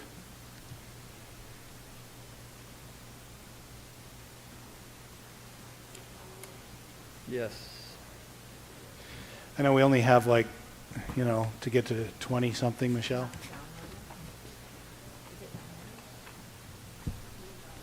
Okay. So number 9 is to consider an ordinance for a zone change amendment to the South Bridge Center, again formerly known as Boulder Creek Commons Commercial Development, in order to develop a retail building with potential restaurant fast food uses on property located on the corner of 1450 South and 1490 East. Zoning is PDC.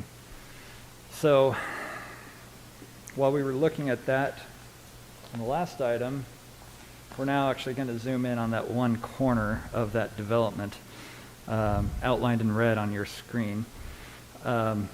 This is 1490 East and then 1450 South. It's right on that southwest corner. This is, sorry, my wrong notes here. Here we go. Okay. So this is approximately 1.15 acres, again, zone PDC. It is, they're proposing 47, it's required to have 47 parking spaces, and they are providing 48. Landscaping all looks to be in order. We'll go through that with a fine-tooth comb at the site plan stage, but it does appear to meet the code. Building is 7,200 square feet, and it does have a drive-through. You can see that drive-through that wraps around the building, and the drive-through window would be here on the northern portion of that building. It's pretty big. Building, here's a look at the landscaping. Building itself is approximately 28 feet tall to the highest point. Materials are brick and concrete, composite, and they're over there. I can grab them if you'd like to see them closer up. So brick, concrete, composite metal, wood siding, glass. Again, this is looking at all sides of it. This is the west side, the north side. This is the south and the east here on the bottom. And then just a rendering of the building, what it would look like. So look at the site today. This is on 1450 South, and this is 1490, I believe is what it was. There's no green there, is there? Maybe. What's that? What are those in the sky? Jeez. Wouldn't know. Don't have many of those these days. Yeah. So Planning Commission held a public hearing, and they recommended approval of that application. If there are any questions, I'd be happy to answer those. So that's going to be a building with multiple tenants, and it's not Right. just one drive up. That's right. So It is one drive up. one drive up of one of the units. Right. So something similar to like Chronic Taco, that building over there that has the coffee shop. Coffee shop that has a drive up, Yeah. which is a very low. That's a very low use. I mean, you hope they're successful, but it's just not a high impact drive through. I mean, it kind of seems. And it does, with the length of that building, it does let a lot of cars stack before they even get outside of the building space, which is nice for a drive up. Yeah. You can see that. So drive. just kind of going back to what I'm sorry, I'm kind That's okay. of reverting back to what we were talking about earlier. Is I can see, the wisdom in saying, hey, here's 4 units or whatever it is, and one of them has a drive up. If they built 5 more of those buildings, they would be out of ups real quick if they only get 3. So anyways, Yep. like it. Good point. Dan, did they put that Roxbury sign on there just for fun, or is that what's actually going in there? I'll let the applicant speak to All that. I don't right. know. It's actually going there. All right, that's a good placement for a smoothie place right next to a gym. Good thinking. Questions? Other questions for Dan, first of all? Okay. Applicant, like to say anything on this one? There you go. Yeah, Spencer was going to present on this. I don't know if he can be unmuted, but I'm not sure that we have a lot to add. Can you unmute? We obviously expanded the footprint of this to accommodate more parking that was needed, I shouldn't say needed, that was required. So trying to show some responsibility there out of the gate, and we think it's a good design. Just to clarify, was the credit union you were discussing going to be on the other corner, the corner on River Road and 1450? Yes, correct. Okay. The other corner. I'm just curious. Seems like these could be some good uses in this, again, for the people that live in that area, besides the gym, but could be very busy as a result of the gym. So, any questions for the applicant or anything else? Was it Mr. Hymas that wanted to say something, or are we good? I think we're probably good. Okay. Ready for motion? You ready for a motion?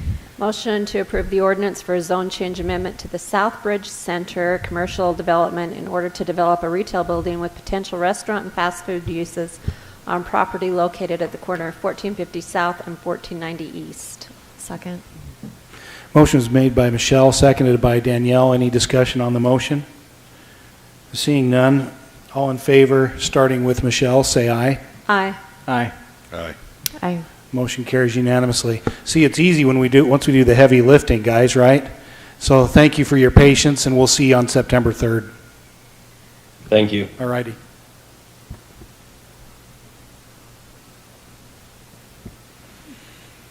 Number 10. My computer just turned off. Okay.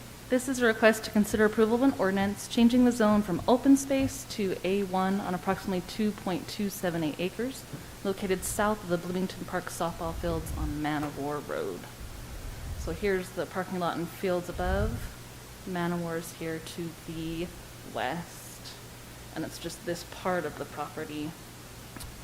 And here's the engineer drawing showing it. One owner owns all of this. They're just doing this part here. This is a great piece of property. It's so pretty. I drive by it every day. Yeah. So there's your existing zoning. This is an RE zone here, surrounded by open space. They want A1. My understanding is just this is just, let's see, so is this, it's the zone change, okay, right? Because it was open space. So right. My understanding is they'd like to, at some point, build a home in there. Yes. Is that what is, yeah, and does it work in terms of floodplain, erosion plain at this point? Yeah, it does. Okay. I would love to see them be able to keep this, the way it is, and one of the ways they can do that is if they can also live there. Yeah. And so council, I think it's a great application. This is Aaron Sandvik and that family, so. Or is Mr. Sandvik on Zoom? Anything you'd like to say, Mr. Sandvik? We'll unmute you if there is anything. Can you hear me? Yes, we can hear you. Aaron? Yep. I just appreciate the opportunity. We love that piece of ground. It's been great fun to, plant trees and grow grass. And so I don't know many people that like to mow 10 acres of grass, but I've really enjoyed it. So it's called the Sandvik Ranch now, and it is gorgeous. I just love being able to drive by it every day. Aaron, thank you for what you've done to that property. Council, any questions for Mr. Sandvik?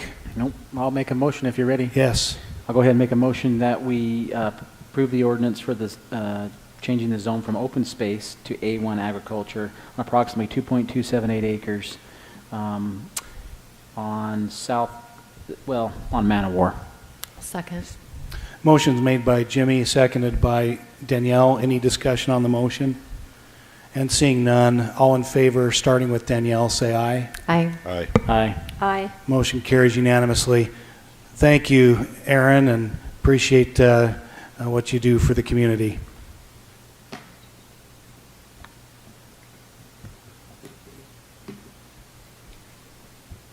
Does anyone want to take a break? You know what, let's do for a minute. Let's have a recess for about 7 minutes, okay? 7 Because if I say 5, it'll be 10. If I say 10, it'll be 15. So let's just say 7, and it'll be 15.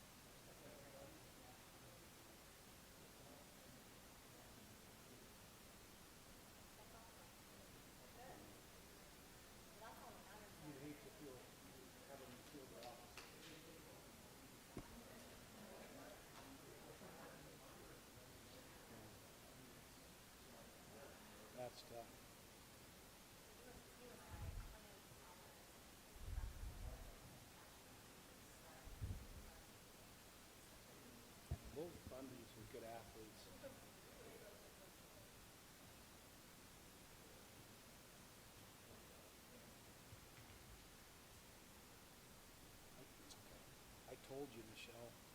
Tony was a good driver last Saturday, driving that coach, that hearse. Man, he was right on us, going through all the lights. He looked like he'd done it a few times. Well, Patriot car lights and sirens. What's the walrus's name?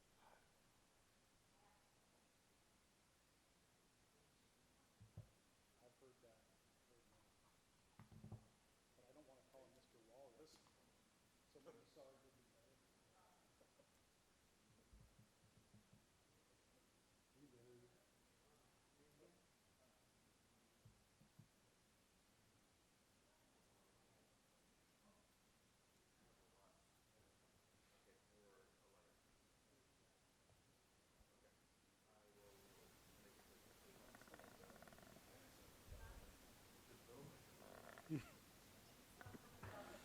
All right, we're back. It's been 7 minutes, almost exactly. All right, Dan. What are we on, 11? This is 11. Okay. All right. So number 11 is to consider approval of an ordinance changing the zone from RE 12.5, which is residential estates, 12,500 square foot minimum lot size, C2, commercial, and open space zones, to PDC, planned development commercial on property generally located north of 700 North and west of 1700 East Street. So that is here on your screen, outlined in blue. Let's see. Factory Power Sports owns the building. Sorry, my mouse stopped. Okay. Owns the building here.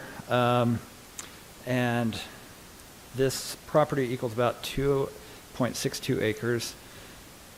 The general plan designates the property as commercial.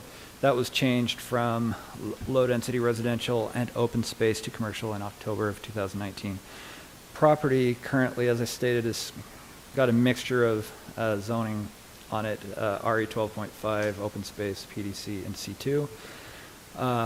The zone change they're requesting is to go to a PDC, so it would be a new PD, and it is, what they're asking to do is just establish, to basically accept this concept plan and establish the uses on the property and rezone it.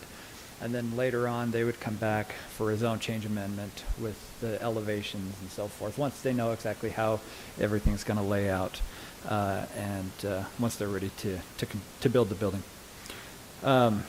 This is the use list. So basically, it is it's basically what we already see associated with Factory Power Sports. It would just apply that to that entire site that I showed you just a minute ago.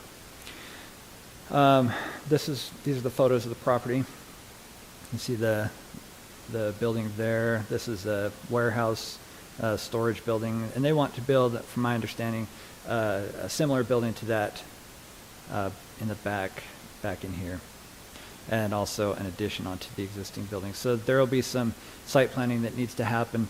That's the general concept. So the Planning Commission heard this. There was a neighbor that came and spoke that had some concerns. The Planning Commission ultimately recommended approval, and that is the request. And if you have any questions, I'm happy to answer them. Council, questions for Dan? What were the neighbors' concerns? I think it was this neighbor here, and he was just concerned about the additional impact, traffic, things like that additions would have. The only complaints I've ever heard right there, because my mother-in-law lives right there, is diesel trucks when they drop off inventory blocking the road. So maybe giving them more space would help. Yeah. It's pretty tight. Yeah, help them not have that issue. As I recall, I should also say that I believe that there was a letter from either a letter or a phone call. There's that I a took. letter. Okay. Yeah. From I believe one of these two neighbors that was Mhm. concerned about the difference in elevation, because that property down in here is considerably lower than 700 North. Oh, maybe it you drops read off. something else. So the letter that we got, they were, it was a great letter because they were saying, you know, they really want these guys to be successful, and they're not so much worried about them being behind them as they are the possibility of it becoming a space where they repair the motorcycles, and it becomes, you know, they just said, if it's going to be super loud in our backyard where this becomes a repair shop right behind our house, and they've got motorcycles revving up back there. So do we have any, with that use list, is that a concern that this becomes more of a repair shop back there right behind a home? Well, they haven't proposed that as a use. Okay. But you can, I believe the applicant is on via Zoom, so if you could probably answer that better than I can. I'm looking at the list there. Because they do. Can you hear me? Because they say yes. brake and muffler and all that kind of stuff, so I don't know. Yes, we can hear you. Is that the applicant? Yes, this is Russ. Russ, go ahead. To address that concern, I'm not sure. I think the noise that they're referring to has to go with the vehicles that go up and down 1700 East, where we do have some issues with customers when they drop machines off. They use 1700 East and they either exit our property or they come in to our property from that. We don't allow any type of test rides through that on 1700 East. But with the ordinance of allowing side-by-sides to be street legal, there has been some confusion on whether that activity that they're doing by driving on 1700 East is legal or illegal. And most of the time that I know of, it's a legal activity to drive on the road if they have a street legal kit. Whenever we do any type of repairs, it's inside of a building, and I don't think the noise travels through the buildings. Most of the vehicles that we work on are side-by-sides that aren't much louder than cars.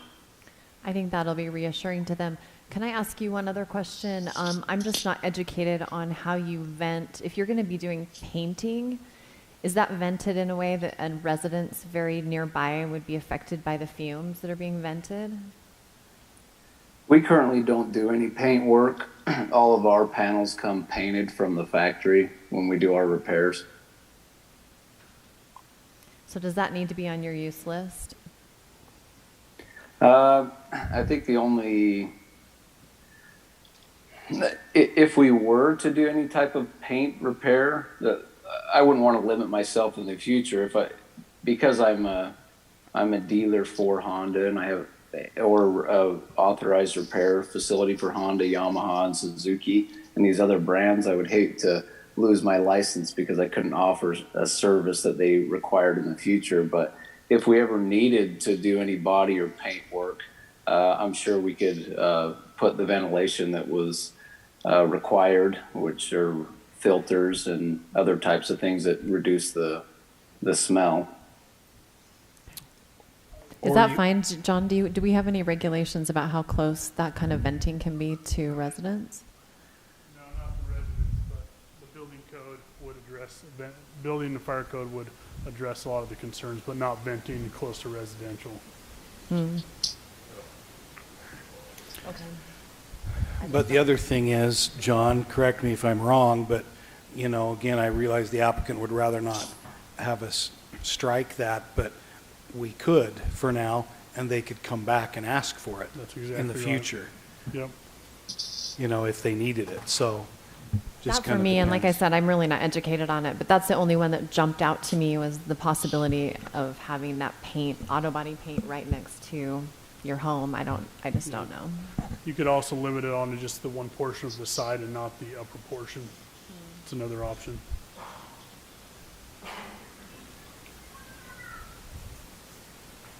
Okay.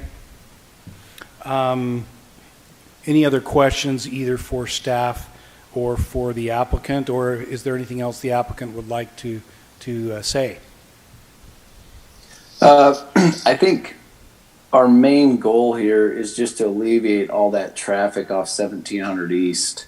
And I think we can do that if we're able to use the land that we currently own, and we can push all these semi trucks to use a different entrance or use a different side street. And then this is more than anything just a housekeeping item, as in to get all the zoning correct, because we have several different zonings on what we've created as one parcel. I'm more than happy to work with city, and I think I've shown that in the past. If we needed to move the paint work to a certain part of the property, then we could. I've been in the business for almost 20 years, and we've never had paint work. So it's not a huge concern of mine. I wouldn't want to risk what I have with the manufacturers currently by excluding myself from that. But I think we could work with that. Okay. And Thank you know, you. you have a really nice business there, and it looks nice. It blends in well, and I'm happy that you see the problem with all the commercial being on 1700 East, you know, semis and things like that. So it makes me happy that there would be a different entrance. So if you're ready for a motion. Yep. Okay, I will make a motion to approve an ordinance changing the zone from RE 12.5 C2 and open space zones to PDC on property generally located north of 700 North and west of 1700 East. Second. Michelle, would you consider amending your motion to have the paint work done only in the front building instead of the rear building, so that they're allowed that, but it's not next to residents? Well, or on the side. How do you think, John, we should say that? Or Dan? If you'd like to limit it just to that front building, you can just make that part of the motion. Or the one. Either way. I don't want to restrict them. I just want to make sure we're protecting that residence. So whatever that takes. Could we just say to the specifications to protect the resident? I don't know what the best way to say it is. You could. I just trust him to do, I trust him to do the right thing. I think I'm okay with just the way it is. I Not don't think amending he's it. going to do it by the residents, so. Okay. I think it's so regulated that I Yeah. think actually they'd be protected anyway. But as I drive by, you know, The problem is this use list goes with this building, so if It he does. sells it and someone else doesn't do the right thing, then we have that. And I don't know. yeah, I'm just I might be saying, making a big deal out of something that doesn't really matter. I just think it's so restricted that I don't think they could, or they'd be shut down. Okay, I'm fine with the motion. So the motion was made by Michelle and seconded by Jimmy, right? Any further discussion on the motion? Seeing none, all in favor, starting with Michelle, say aye. Aye. Aye. Aye. Aye. Motion carries unanimously. Thank you and good luck. I think I visit your store, according to my wife, too often, but thank you for being good community members. Thank you for your time. You bet.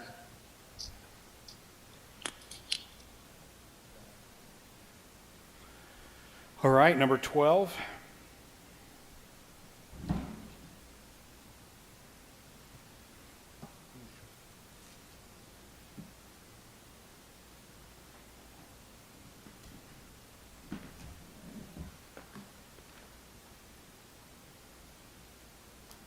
Let me see, hold on. How you doing, Wes?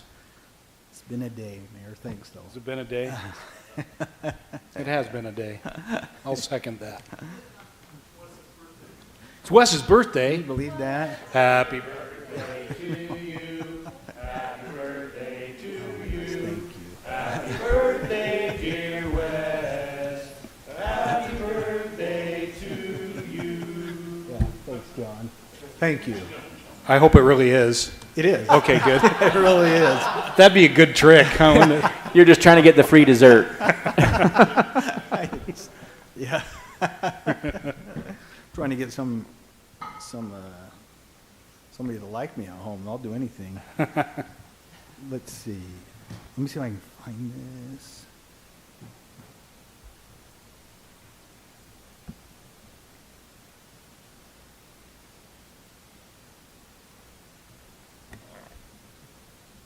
Sean, we just cut the budget to the city attorney's office while you were gone. I hope that's okay. I don't see mine. No. I open. Oh, there you go. So I am. Yep. Thanks, Dan. It wasn't money budget, it was the number of words he can say. Oh.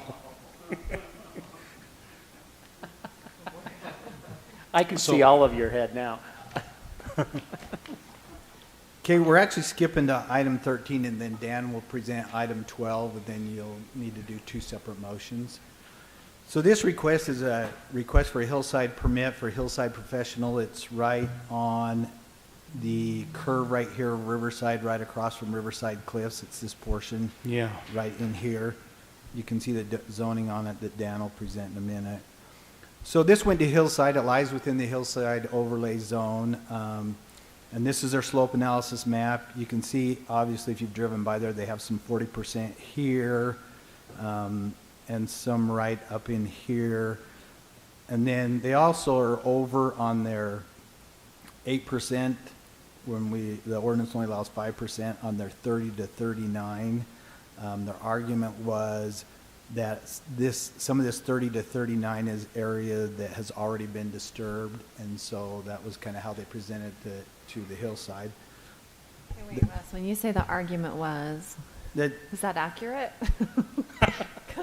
Yeah, I'll get back to that. Okay, thank you. Uh-huh.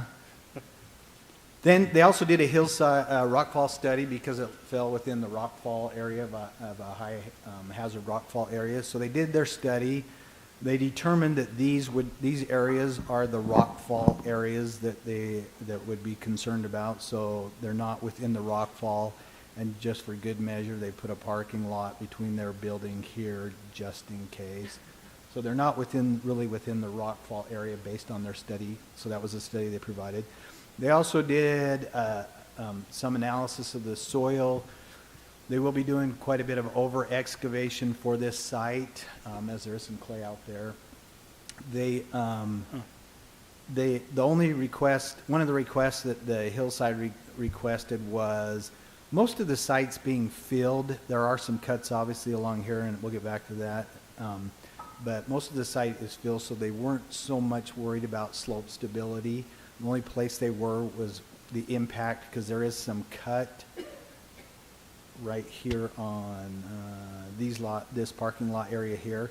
So the Hillside did recommend that before they get going, they finish up their study here, just showing that they didn't think there would be any problem, but they just wanted them to verify that cutting right here did not impact any of those existing residences. They didn't really see it that it would, but they just wanted to verify that. So that would be a condition on the approval. They still haven't finished that. So as you were questioning, so when the Hillside was out there, that was their request, as it allows in the ordinance. For instance, this is 40%. The Hillside did recommend approval of removing these areas here, and more of the 30 to 39% than the ordinance allows, because their argument was that yes, it has been disturbed. It's man-made created. Some of it's created because of this. You have an existing sewer line and water line that come down here. You can see right here, right there, that's been disturbed. So there's two utilities that come down in there, and so some of that steeper slope was generated by creating that road or that access path right there. Then some of it was created by Riverside Drive, so the Hillside felt like that was an allowable request, and they were okay with that. So that was the Hillside presentation. Their presentation was they would be removing some of this right here to get sight distance. As you know, that's kind of on a blind curve. It's a very difficult curve. Mm-hmm. And that was the way they approved it. However, as we got looking at it and just recently realized that when they did their analysis, they did it for 40 miles per hour, and that's what they used to determine their sight triangles. However, when a road's posted 40, they're usually designed for 5 to 10 miles and over. So we said, no, you need to go back and do your site triangles based on a design speed, not a posted speed, 45 miles per hour, because it is a fairly high traffic area and the speeds are quite high there. So they came back and these are their site triangles. So you can see the 40 was right here, and that's what Hillside saw. So it required some removal of this material here and flattening this area out there so that a vehicle here could then look back here and pick up any vehicles there, and they based it on a 40. So as I said, we said, no, you need to go back and do it at a 45. So this blue line becomes their 45, and so they would need to lower this area here to be able to view traffic right through here to pick it up here. So we talked about it, felt like, you need to go back to Hillside.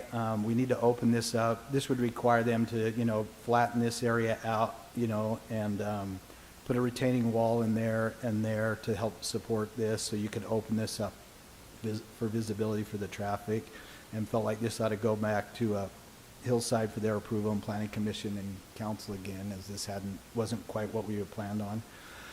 We did talk about the possibility of, if you want to stay 45, then, really the only mitigation we could determine was putting a traffic signal here. We haven't really ever anticipated a traffic signal here, but said that was a possible mitigation. We met with them, discussed that, discussed, if you put in a traffic signal, what would be their percentage of the cost? 100%. And that's what we talked about with them. They proposed 30%, we went to 50. We said, well, what could you do? And ultimately they said, well, we could do 30%, which is about $80,000. So we talked about that with them, said, well, we can talk about it at council. Just so you're aware, the only two I've been associated with, this is kind of a unique one. The other two I've been associated with was up at South Rim at Four Master. When they developed that portion over there, the city was thinking about doing a traffic signal there. When they came in with that South Rim, we based it on the volume of traffic and compared it to the traffic on Four Master, and that's how we determined their participation. When Tim Stewart did his project down there at 2780 East and Mall Drive, we knew eventually there would be one at 2780 East and Mall Drive, and so that's when we started looking at traffic counts. What do they generate? What's the traffic there? And we came up with a percentage, and they helped contribute. This one's unique. We've never anticipated a traffic signal here, so it's really more of a geometric thing. Yeah, Wes, that's the thing to me. The issue to me is that it's the site distance thing that I'm concerned about, and that I think would force in and of itself a traffic signal. And so one of their concerns was time, and so they said, well, maybe we could work with you a traffic signal. We really don't want to go back through and go through Hillside and get approval, see if we can get approval for that and Planning Commission. And so that's what they threw out. And so that's just something we're presenting tonight as part of this, if, to not have to go back through the process with Planning Commission or Hillside on that, and Planning Commission, that was their request, is we'll do a traffic signal instead and just stay with the 40 miles per hour. And that was their contribution. So anyways, that's just kind of the Hillside, and then Dan can do the zone change. Traffic signal on a 40-mile-an-hour road, another one. I know, and a road that doesn't have a center turn lane. No, Yeah, that's that was the other so thing. scary. It's already, it's not wide enough, in my opinion. Either way, if you're going east or west, you're coming west, you come around that blind turn, and if somebody's turning in and then going east to turn in, it's scary. Yeah, how would you turn in if they were going? They're going east. Either way, it would require you to widen the roadway on their side, so you could put a decel lane coming in. Either way, without a traffic signal or a traffic signal, it would require the decel lane, and it would require them to widen to the west, so that you provide a left turn lane off of Riverside into the site. So it's a center, in essence, a center lane? Yeah, so either way, right now the center turn lane ends somewhere in this neighborhood right here, Yeah. and then you've seen it how it necks down through here. Mm-hmm. Yeah, they would have to provide it. We haven't got into that detail yet. Obviously, they'd have to provide a decel lane here coming off of Riverside in, and then this would have to be widened regardless, just to provide left turns so you don't back up traffic on that road as you're trying to take a left. So either way, whether there's a traffic signal or they can go back through and get approval to provide a greater sight distance. Either way, those would be improvements that would be required. But so, Wes, before you leave that, just to be clear on what you just said, so have we looked at the detail to know that it wouldn't violate our Hillside? That's why we wanted to ordinance? go back through Hillside. This just kind of came to light like yesterday and today. Mhm. And so we haven't really, that's why we said, well, in our opinion, you need to go back to Hillside and go through that process and get Hillside's approval or whatever, and go through that process and allow them to at least review it. And so that's when they brought up the traffic signal, or that's when the traffic signal was brought up and discussed as a possible solution instead of going back to Hillside. Just seems like there's a lot of width that's got to be added to that road in a way that makes sense to keep it safe, in terms of decel and left turn lane on the other side, coming from the other direction, plus a traffic signal. And I just wonder, does that push them in? That with the sight distance issue, does that push them in? Either way, we knew that they were going to have to widen here and do that. It really became, if you don't do a traffic signal, then you need to provide that sight distance that actually increases more removal here and goes more into the property. That was the big kicker.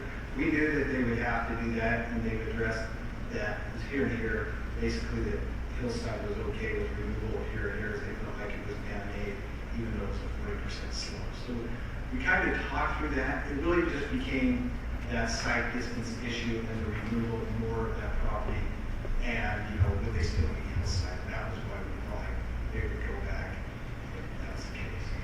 I think you need the sight distance, because if you're coming south and west, let's say it is a low flow of traffic and you come around that corner and all of a sudden there's a red light and you're going 40 miles an hour. Or if there's two cars stacked up there, you come around and all of a sudden the light's red.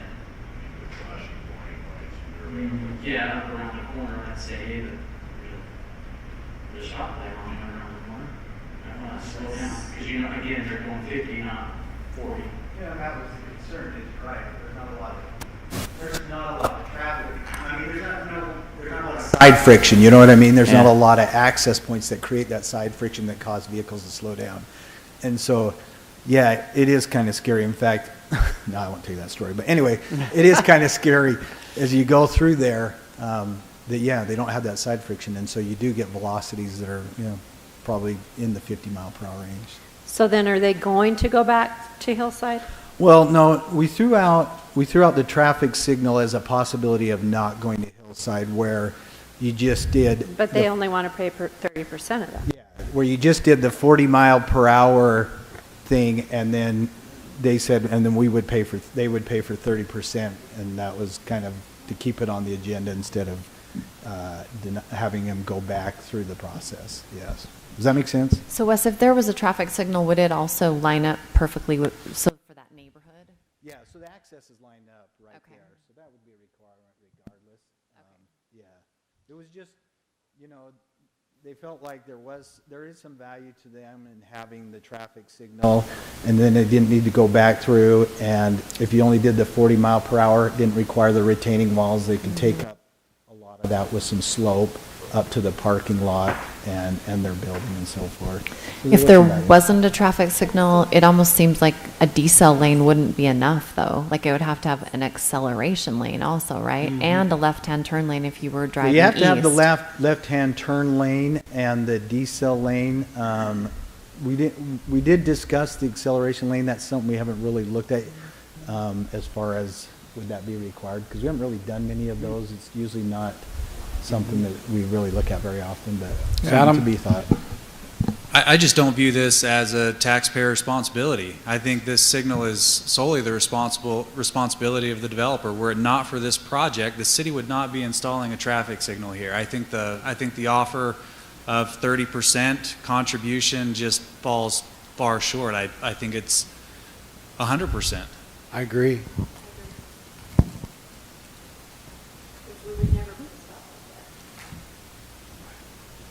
And I do think whoever made the point about the acceleration lane, I don't know other side, especially if you don't have a signal. But even if you have one, you know,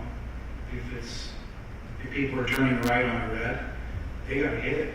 They better hit that hard or they're gonna get hit. At the Hillside meeting was the need possibly for that, because that time we weren't looking at the traffic signal was the ability to merge into traffic with the speeds that come around there. It's just such a, I mean, you know, it's a tight curve there, so. Yeah, it is. Such a. So don't we need to get on the same page with Dan? Well, we could approve it subject to, you know, assuming you want to even approve it, 100%, you know, traffic signal paid by the applicant, couldn't we? Yes? Okay, so this is the second part. This is part 2 of the request, and that's a zone change amendment. So I won't go through all the formalities of, you know where we are now. But the property is zoned PDAP. So that was approved, I think it's 2006. But it all falls within that pink portion right there, that PDAP zoning. Well, I thought I had everything. It's 8.05 acres. The actual site, site that they're disturbing or that they would disturb would be smaller than that. But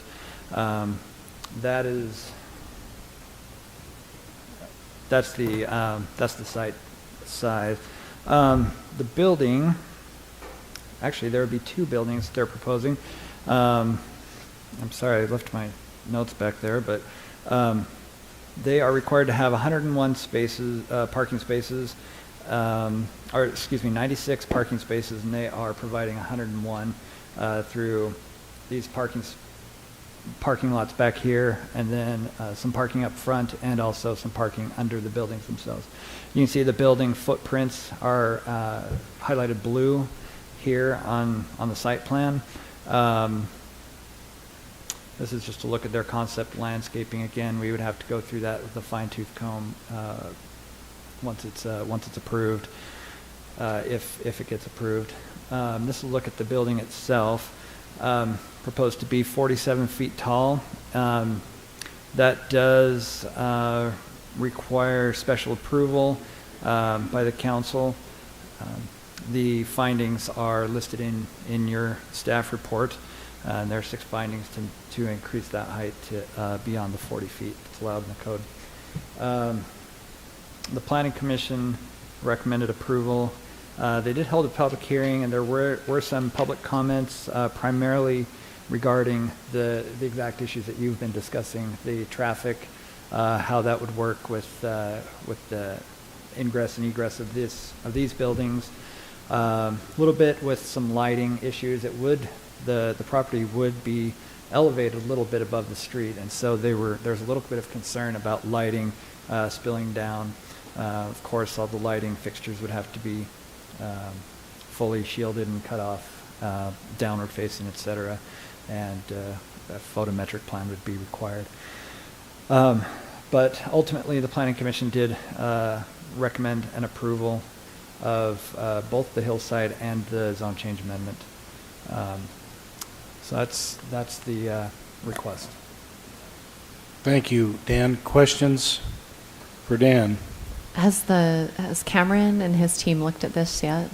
As far as, did they make an evaluation of what would be the best for, like, just, have they looked at the possibility of a stoplight, or if the stoplight would even work in that space? Yeah, that's all the stuff that Wes has been discussing. That was all from, okay. Yeah. Oh yeah, I forgot, Wes, that you work with Cameron. It doesn't make sense in my brain that you're in that department. You're going to put a tall building, that's the place to put it. So a light would work there. What about a decel right-in only, acceleration right-out only, or, you know? Or for the right-out. Yeah. I mean, if you have a traffic signal, you're going to, yeah, you can go left. But I mean, as far as our access management policy, it would meet for a full access as long as you can provide the required site distance that's necessary. A decel lane obviously would be required like I said, regardless of whether they do a traffic signal or go through there and get approval to remove more of that to provide the sight distance. So those items would be required, but yeah, it does fall, as long as they can meet sight distance and have that decel lane, it would meet our access management policy for a full access. Okay. Any other questions for Wes or Dan? I believe we have the applicant on Zoom. It's a really pretty building. It is a pretty building. If the applicant would like to address the council, you could go ahead. I believe you'll be unmuted. Hello, this is Jeff Mathis. Can you guys hear me? Hi, Jeff. Yeah. Good. Hello, Mayor and members of the council and city staff. Appreciate your time tonight. Yeah, we've got some little bit of fun stuff to deal with. I guess we'll just address that access issue right off the bat there. If we, we can probably not work out the signal if we've got to pay the 100%, but I think what we can do is definitely hit the site distance corridor requirements by the access management plan.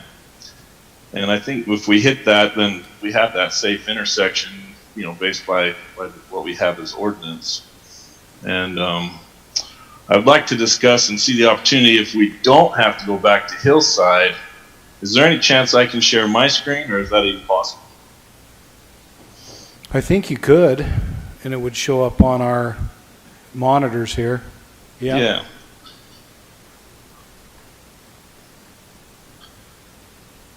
Okay, are you seeing, this is our slope analysis that we provided for the Hillside Review Board. Are you guys seeing that? Yep. So one of the things, I talked to Wes about this a little bit earlier, you can see the existing contours on the steeper slopes that were made by Riverside Drive being cut through there. And then there was this cut return slope here. And then we have our finished ground contours that were the solid lines that come around. So in our review board meeting with the Hillside, we had already adjusted these slopes. So that was part of what was approved as an affected slope around this corner. So where we're at now, if we need to, we'll need to drop down these slopes and make sure we get, I think it was 500 feet for the 45-mile-an-hour design speed. If we do that, we would have to have some retaining walls along here. So that was not part of the Hillside, but we were still affecting the slope. So I guess my question is, if we go back to Hillside, or do we really need to, even though we've already affected those slopes with what was approved? And then we can make sure the design meets the access management code requirements for site distance. I don't know. Is that a Sean question? No, well, I don't know. Maybe it's a Wes question initially. But I think it's a good project for the site, generally speaking, and we do have to work out these issues. I mean, Riverside Drive is busy no matter what. This project being office space, medical office is the planned use, doesn't generate a tremendous amount of additional traffic. It's just making sure we can do it safely. And so with the center turn lane, deceleration lane, and if we have to do an acceleration lane, I think we can make that work as well. Just whatever we need to do to make it happen. I think we were going to just take them back just because this caught us off guard, and we wanted to make sure that that's how it was approved and that they weren't disturbing more areas than they originally were. That's a good question. It's something we haven't had a chance to look at and analyze. They did approve them to remove this or cut this back here, obviously, for the 45 site. This looks like it was being regraded some, but not to the extent that they now would need to do. So it was just something we felt like maybe go back through the process. We have Hillside next week. We felt like, if they could revise their contour drawing, we'd just take them back next week and just kind of update Hillside. Council, what do you think? I mean, as I look at it, I'm just going to say this, and I appreciate everybody else's thoughts, but it seems to me that at some point we're going to end up putting a traffic signal in here if this gets built. Do you think so? I mean, it just seems like we're going to have problems. I could be wrong, but I'm just saying if we're going to approve it, we just want to make sure it's going to work for the traffic and that it's not unsafe. I'd hate to lose somebody trying to figure that out. Yeah. So I don't know. I'm not really lobbying for a signal or not. I'm just saying, I just want to make sure it's safe. I like the look of the buildings. Yeah, they're really Good nice. job, Jeff. The buildings are beautiful. That's Yeah. not the issue. No. Oh, well, thank you. If you have the acceleration lane And the decel. and the decel lane And the turn center lane. lane, and you have the proper sight distance on that corner, I would prefer that over a signal, but That's what I'm kind of thinking too. I'm actually a little bit worried about a signal right there. I mean, do you have to do additional signals to warn of the signal? You would, On I that think. side of a curve? Like we do on Dixie Drive, and a few other places. Like that one coming into Valley View, you have that Yep. sign, that warning sign that lets you know there's a signal there. Something Or similar. coming down Red Hills. I'm not advocating for either. I just want to make sure we're safe. How much more buildable property is there west of that? You know, is there going to be a lot more where eventually traffic would come and say, actually, we do need a signal there because... There really isn't any more developable on the north side between there and 1450 East, which is that project we recently approved over there where MacArthur's property was. On the south side, the city does own most of that property along that straight segment going west. So you really can't be developed.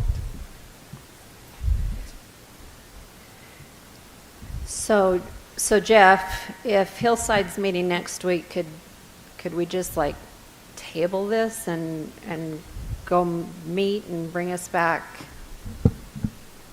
something that Well, we could all can. get on board with? It just looks like talking to Dan and to Wes.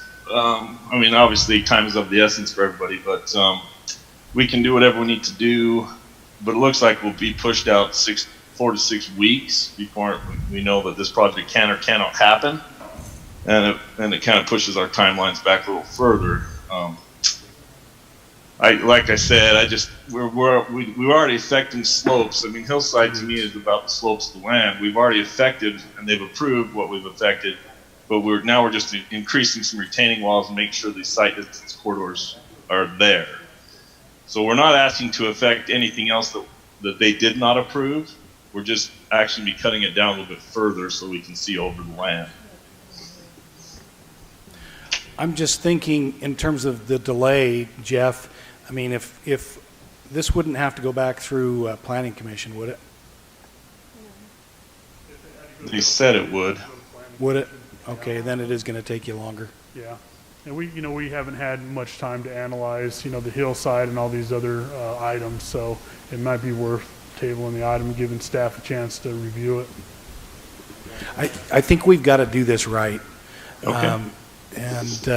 So I would appreciate that. And we always hate to delay you, but I just think we've got to do it right. Well, no, and I understand. We've got to make sure we do it right. And I appreciate you guys' time. The client's a great guy. His family is moving. They're going to have 3 or 4 doctors here in town and occupy this building. Will be kind of a family place. So we can, but we'll do what we have to do. I think it's going to be a great project, and we can make sure it's safe. Thanks, Jeff. Sean, did you have something? Mayor, it sounds like from the council's comments that if Hillside were to recommend the slope, and you got the slope that you needed there and the site distance, you still have concerns about the acceleration lanes and the deceleration lanes, and you want to see those. So what we want to have happen is for them to come back and say this was the recommendation of Hillside, but then not have staff or Jeff know that what you're going to recommend, it sounds like if there is no signal, that there be that acceleration lane there along with the deceleration lanes and the left turn lanes. I think that's what we're saying. Yes. I think we'd probably prefer not to do a signal if we have those other 3 things. Right, so that would give the staff, that way they know they can be working with them to design those elements if that's the case. Council, is that kind of where we're Yeah. leaning? Okay. I'd entertain a motion if you're so inclined. Are we doing a motion for 12 and 13 then? Yes, we'd probably need 2 separate motions, wouldn't we, Sean? so we're tabling 12 and... Yeah, I think wouldn't we want to table both of them?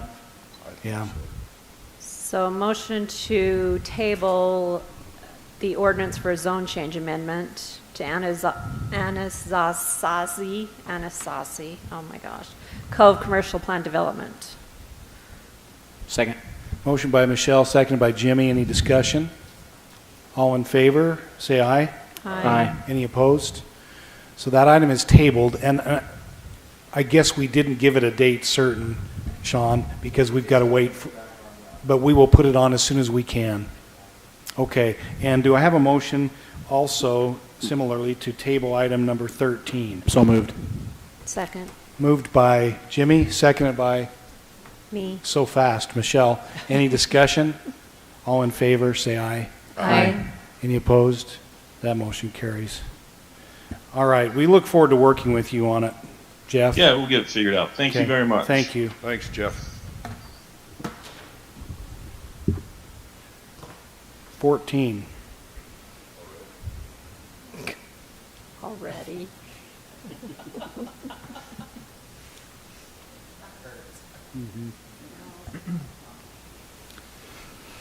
All right. Desert, let's see. Too many papers. Okay. This is, number 14 is to consider an ordinance amending the existing desert color development standards regarding the setbacks on lots adjacent to the lagoon and clarify when civic space needs approval in single-family residential areas. So this is it right here, single slide. As you know, desert colors going like mad, and as we've been reviewing and approving plans for homes, every once in a while you come across something that needs tweaking, and this is one of those things. As they've begun to construct the lagoon, and we've seen some permits come up for homes adjacent to the lagoon that will front it. Some setback standards seem to be out of line, and so this is the language outlined in blue on your screen. Is to tweak the front setbacks only for those properties that front or are adjacent to the lagoon. So you'd have in the neighborhood general areas, which are those areas, it would be 5-foot minimum setback, so you'd have to be at least 5 feet, but then you'd be able to have a little flexibility, and instead of going a max of 10 feet, you could go back as much as 30 feet. That gives developers a little bit of flexibility to maybe have some of their amenities, a pool, a larger porch, more of a front yard, something like that in the front adjacent to the lagoon, as opposed to having like a rear yard, that kind of thing. The other thing that they're asking for some clarity on is civic space. Right now the code says that all civic space has to be brought and approved through a zone change. And so asking for a change that anything under an acre can be submitted with the construction drawings. Anything larger than that would have to come before you in the form of a zone change or a zoning approval. So those are the two changes that are being proposed. The applicant is here. Planning Commission recommend approval, and happy to answer questions. Any questions for Dan, first of all?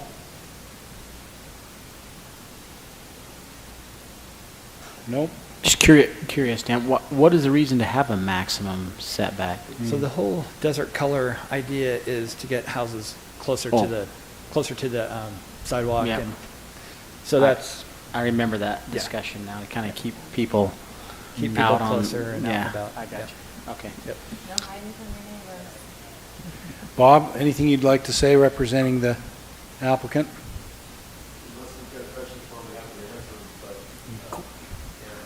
Any questions, counsel, for the applicant? I don't think so. Ready for a motion if you're so inclined, counsel. I'll make a motion to approve the zone change amendment regarding the setbacks adjacent to the lagoons in the desert color zoning plan. Second. Motion by Jimmy with a second by Brian. Any discussion on the motion? I guess, does it matter? Is it a zone change or is it just an ordinance? I don't know if it matters. It's an ordinance amending the existing development standards. Okay. Yeah, these But- are specific to Desert Color. So Yeah, it's a zone change. it is a zone change because it's a PD zone, so. Okay. Any other comments? Okay, all in favor of the motion, starting with Danielle, say aye. Aye. Aye. Aye. Aye. Motion carries unanimously.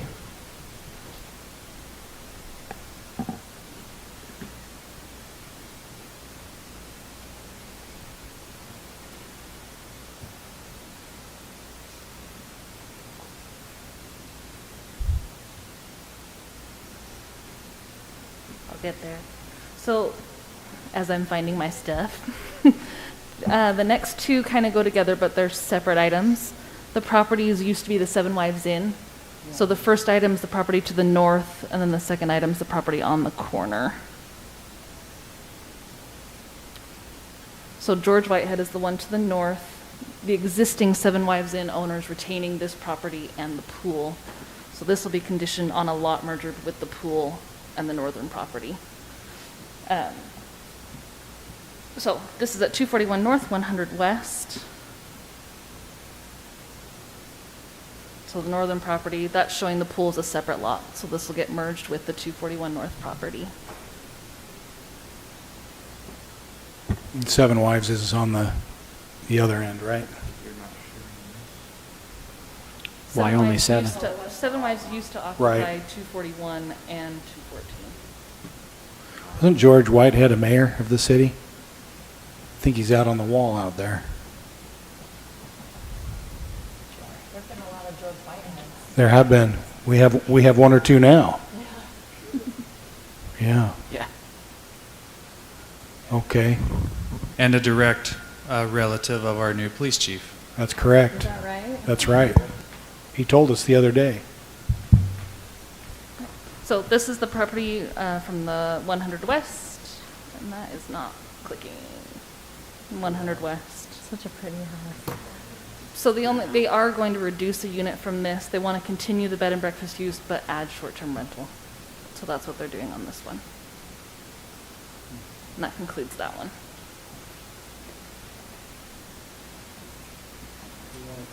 Yeah, what does that mean? Yeah, that's interesting. They want to continue the bed and breakfast use, add the but add short-term short-term rental. Correct. So nobody lives there on site? On this one, the owner is still living on site. Okay. Okay. They're practically similar. Yeah. It's a very nuanced Yeah. For everybody? Yeah. That way they can choose if they don't want to make breakfast, they don't Yeah. have to make breakfast. Yeah. Got it. Oh, but then how do you call it a bed and breakfast? Yeah. Then you call it short-term Then rental. On that morning, you call it short-term rental. That's why they want both. Nice. Yeah. Okay. I'll make a motion to approve the conditional use permit to operate a vacation short-term rental out of a designated landmark site located at 241 North, 100 West. Second. Motion was made by Michelle and seconded by Danielle. We tied. Any discussion on the motion? Seeing none, all in favor say aye. Aye. Any opposed? Motion carries unanimously. Okay, so now this is the property south of it. It's a new owner now. This is the Willie Foster home. They'd also like to keep the bed and breakfast, but add short-term rental to their CUP. So same thing, different owner. Same thing, different owner, but they won't Different property. be living on the site. Yeah, different property. I just love those properties. So they won't live on site, so it is This one truly a won't. short-term rental. Yeah, Right. but they want to still keep it, But, yeah. the other, just in case. They So just here's wanna a add to the question, option. that's really large, are they, with our short-term rentals, are they using it as one short-term rental? So, Does it matter, or is it being used as several? It's a good I'll question. bet it's several. on this one, it's several. Yeah, So there's there's a- there's seven a- different rooms. There's a table in your staff report. There's 7 different rooms Okay. in this one. Of course. Yeah. Seven wives. I guess I'm just asking that because they have adequate, parking and, So, just for my clarification, is this short-term rental considered VRBO Yeah. type stuff. Yep. Airbnb, VRBO. And because they're historical properties, there's an exception for that. The reasoning being, if you don't mind me saying, if I remember, is to encourage people to keep those and Yeah. preserve them. And I think it really does too, because they can just make enough money that it makes it worthwhile to really keep those historic properties up, because they can be so expensive to keep up. Mm-hmm. And on this property, the applicant is proposing, not as part of this, but they do want to re-roof and repaint, so they will put some investment in this property. We have the applicant on Zoom. Go ahead, Michelle, first, though.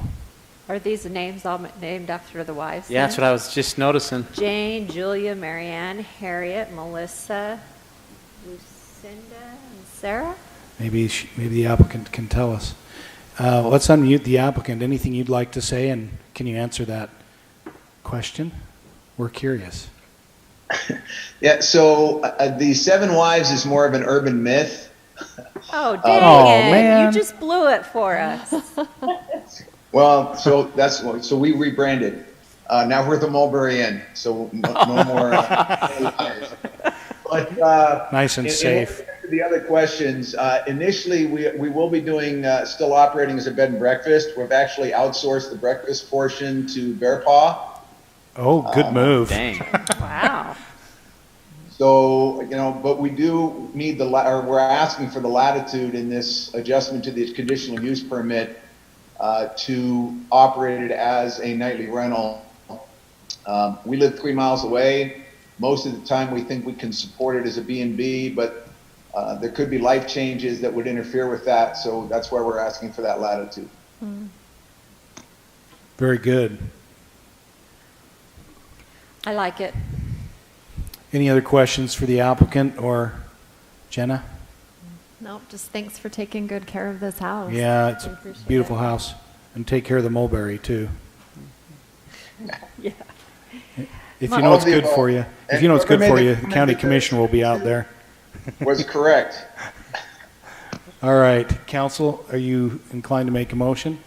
Make a motion to approve the conditional use permit to operate a vacation short-term rental out of the designated landmark site located at 217 North, 100 West. Site is known as the Woolley Foster Home. Second. We have a motion by Brian with a second by Michelle. Any discussion on the motion? Seeing none, all in favor, say aye. Aye. Any opposed, say nay. Motion carries unanimously. Thank you very much for keeping this beautiful home up, and we hope it goes well. Yep. Number 17.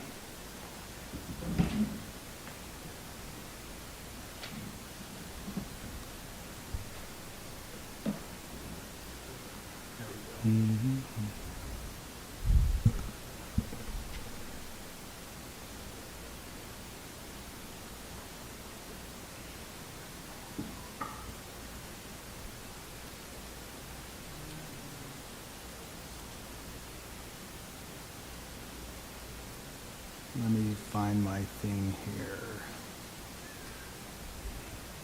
Wait, 20.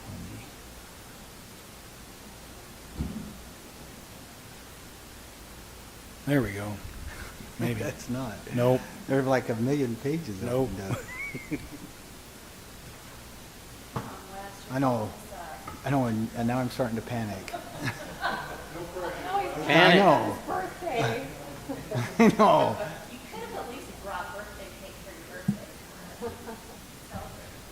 My wife said, "Hey, you know it's your dad's birthday?" And my daughter said, "Oh, happy birthday," and walked out the door. I knew what kind of day it was going to be. But we sang happy birthday to you. You so did. now- That's actually probably been the best day, Yeah. part of the day. Yeah, see? How old's that daughter? She is 15. Uh-huh. That's about right. I just can't see the date. If you can see 8/20 on here. I know. Do we even know who this belongs to? I followed them a bunch of times. Okay, there I go.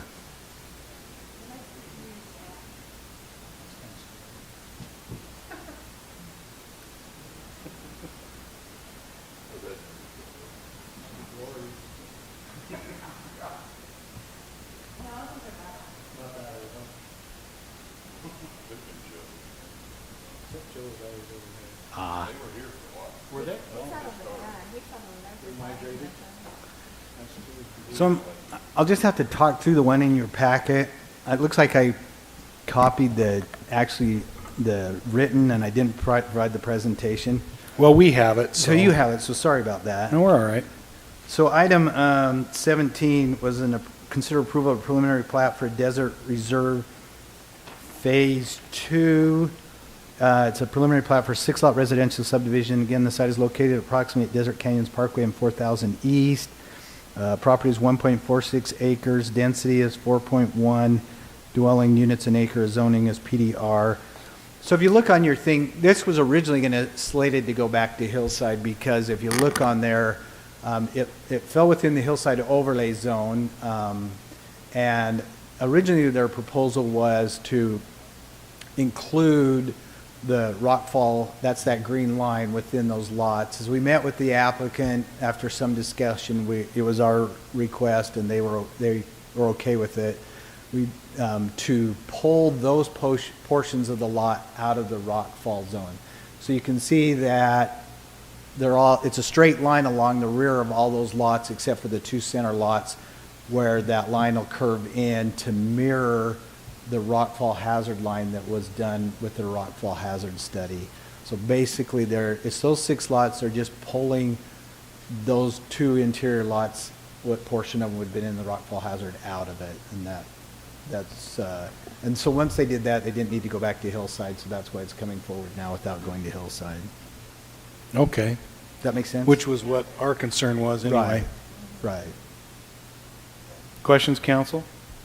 Ready for a motion?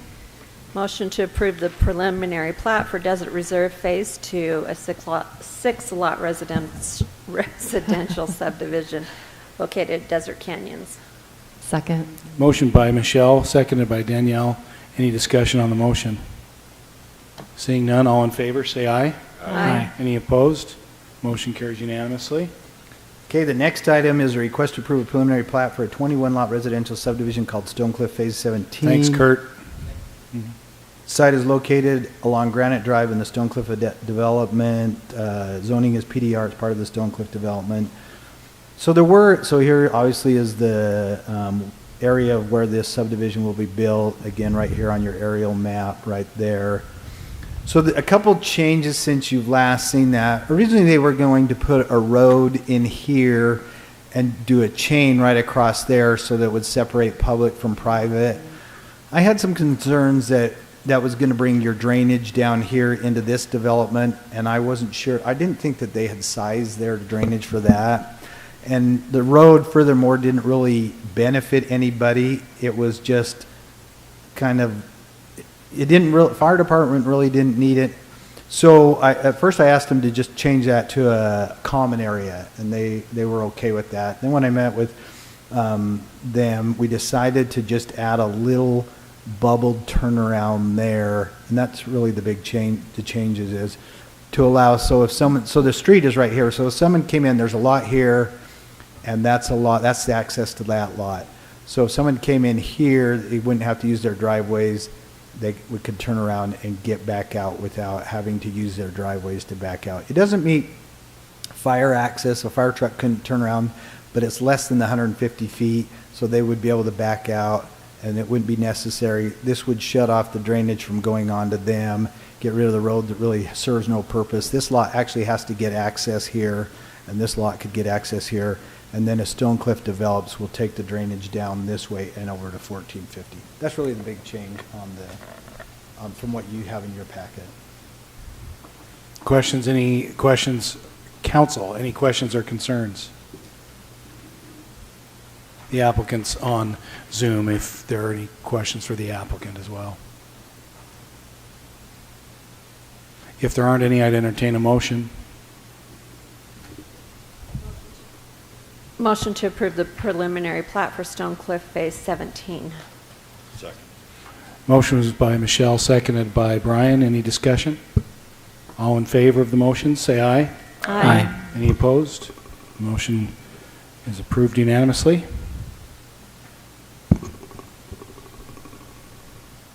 Okay, the next item is I can't even remember now. 19. It's, let me just get it right here. Vistas, I think. Yes, it is approve a preliminary plat for Vistas at the Ledges, which is a 50-lot residential subdivision located at approximately 1500 West Ledges Parkway, directly south of the Winchester Hills development. So this is where it's located right here. Here's Winchester. Again, there's your aerial. So this is the layout here. They do have 50 lots. They are going to do it in one phase. They're not going to phase it, so it'll all be built at one time. So the amenity area will be built with the initial improvements for the phase, so that'll be taken care of. The one thing we required was a second access because they do reach the 50. Originally, they proposed a temporary access right there. I contacted the county, said, are you okay with that? They emailed me back and said, you know, when this phase of Winchester Hills was developed, a temporary easement was granted right here. It was called a temporary turnaround easement on the plat. It showed it right there. So I let the applicant know the county was wondering if they could continue to provide some type of access through here. So they've changed that from a temporary access. So it's still a private road. They'll have to provide an easement for public access through that portion of the road down here. But they were willing to provide that access if residents in Winchester needed another way to get out to come down through there. And so that's something we'll have to deal with. Is that like an emergency access, or is Well, that that's what they proposed. When I talked to the county, and they said, well, you know, we had that turnaround here. It's a long street in Winchester. Let's see if I can show you. He said, it's a long dead-end street right now. Is there any way the applicant would allow us access through here in case a resident needed to get through there or so forth? And so I talked to the developer, and they said, yeah, we'll work with them. We'll grant an access easement through here for public access for Winchester if that's what they need. So, I don't know that I'm concerned, but Sean, do you have any thoughts on that? Or does that bother you at all? If they're willing? Yeah, if they're willing to do it. Okay. Without requiring of it. Right. Yeah. So we just asked them if they're willing to do it. Okay. Yeah, we originally just wanted the temporary, and that's when I got a hold of the county just to verify that. See, when it's all built out, you can see that they'll have access here, and access here. It was just in the interim that we were requesting the second access until this built out further. All right. And so, yeah. Any questions, council? Ready for a motion? I'll go ahead and make a motion that we approve the preliminary plat for the for the Vistas at the Ledges. Second. Motion by Jimmy with a second by Danielle. Any discussion? All in favor, say aye. Aye. Any opposed? Motion carries unanimously. And Okay. item 20. This item is a request to approve a preliminary plat for a one-lot commercial subdivision called White Hills Commercial Subdivision. Site is located at the northeast corner of the intersection of 3050 East and 750 North. Zoning is C3 commercial. So this is the lot right here, right there that they're having to create. This is the tag and go right there that they recently constructed. It's interesting, and I don't know, I'll just So it's quickly tell across you. from Costco and stuff. Yeah, and so the tag and go, they didn't create a one-lot subdivision. The property owners still own it. They lease it back. Same was here, but in financing, it turned out that they had to create a lot for their financing. That's why we're bringing it in. It's still the property owner. I think they're still going to keep ownership of it. It just requires them to do a lot for their financing. So it's just this one lot here. They'll dedicate that portion of 750 so that you'll have the full right-of-way here. We will require a turnaround here. We'll have to get an easement for that so vehicles can turn around if they come down through here and not use those accesses and get out. So Okay. they will be taking their drainage similar. The road kind of has a high point here. It drains that way. Then the rest of the site drains this way down to Washington. Something we'll have to work out in the future. That's all right. So they're taking their drainage just like tag and go over here for now, and then they'll pipe it further when they get going. So we'll just have to have a deed restriction or something like we do with tag and go, that they're accepting drainage onto their property from another property owner. Will have to be dealt with eventually. Yeah, But, it will. yeah. Okay. Questions, council? Now I'm going to be in trouble with Mayor Nielsen. Ready for a motion? Make a motion to approve the preliminary plat Hillside Hills, commercial phase one. One lot, commercial subdivision located at 3050 East and 750 North. Motion by Brian with a second by Michelle. Any discussion? All in favor of the motion say aye. Aye. Any opposed say nay. Motion carries unanimously. We do not have any appointments tonight other than the first one we did tonight, and we do not have any need for a closed session. I know you feel bad. We might another time, but not tonight. Any reports? I'm going to suggest we keep them brief, but because we're already getting punchy. Quickly, y'all responded to the SGMT. SGMT. You and Jimmy are Friday night, Okay, just so you know. And it's not assigned seats, so come early. it's at 7:30, so come early if you have a special place you'd like to sit. And let's see, that's next weekend? Yes, Yeah. next Friday. Yeah. Everybody asked for Friday? Oh, but Adam, he didn't want to go with any of us. So you guys are all on Friday? Yeah, he specifically said, don't put me with any of you. Who said that? Adam. God, He wanted to go Saturday. what a guy. You know what? Not a bad move, though, Adam, you know. Any other reports? Jimmy and I went to DTEC yesterday. Yeah, it was good. We got lots of money. Yeah. We got the money we were requesting for various projects. Yeah. Had switch point board meeting, and everything's going a lot better there. Things are. That's okay. We can keep going on that. Oh. And St. George Housing Authority, we're kind of working together on some projects. We'll That's have to great. fill you in on switch point at some other time as far as the Tooele project and Yeah, I'd like to hear about it. And is the Riverwalk opening soon? October, no, maybe even sooner than that. We're trying to do a tour sometime towards the end of September with an opening on October 1st. But I don't know the exact dates on that, sorry. But some good stuff happening there. I think they should request some more COVID-related funds from the county. Absolutely should. So, and also, I would like to set up a meeting, Jimmy, with you and Carol, probably Shirlane, Sean, and Adam, to talk governance, homeless statewide governance. perfect. We've been having some meetings, and Carol's been attending them, and they've been going better. There have been 3 meetings, but Shirlane attended one of them. Anyway, there's some stuff we need to talk through. Shirlane spends a lot of time on a lot of those issues with the funding and reporting, and she's had to spend a lot of time, so good thing she's doing that, because there's just no way I could wrap my brain around all that. There she is right there. Job, yeah. She is. There's so much. I didn't mean to talk about you when you weren't here. Yeah. Just the other room. Yeah. Yeah, so she's been doing a really good job keeping us all up to date on that and making sure I don't look too bad in some of those meetings. You know, it's interesting, Jimmy, because one of the things they're talking about for the local homeless coordinating councils is not all of those have an elected official chairing or co-chairing, and it's cool that we already do, because that's one of the things they want to stipulate, just to make sure that we're, Right. properly involved. So that's a good position. We've been in that situation since Mayor MacArthur Yeah. asked you to do that, so it's been going on for probably 8 years or more. I hate to talk about how long it's been. Yeah. Yeah, over 8 years now. Yeah. So anyway, we will set something up, and I need to do it soon because the next meeting's in less than 2 weeks. So I want to have all your input. And Carol's been good, and Carol is kind of reaching star status with a few people like Pamela Atkinson. And you want that kind of status with Pamela? She is well, she's probably the most recognized figure in the state in terms of dealing with homelessness and poverty issues, and she loves Carol, and she's listening. Right.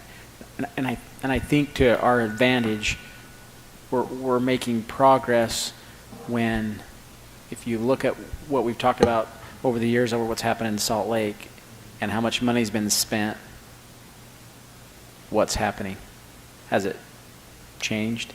And a lot of the donors, the big four, they call them, I'm not going to mention them, but are saying, hey, wait a second, you keep asking us for money. Yeah. Yep, you got them. They're on this call too. They're like, hey, what are the results? We spend all this money, we give all this money, what are the results? We can show that. And so it's really is. It's star status, what you're saying.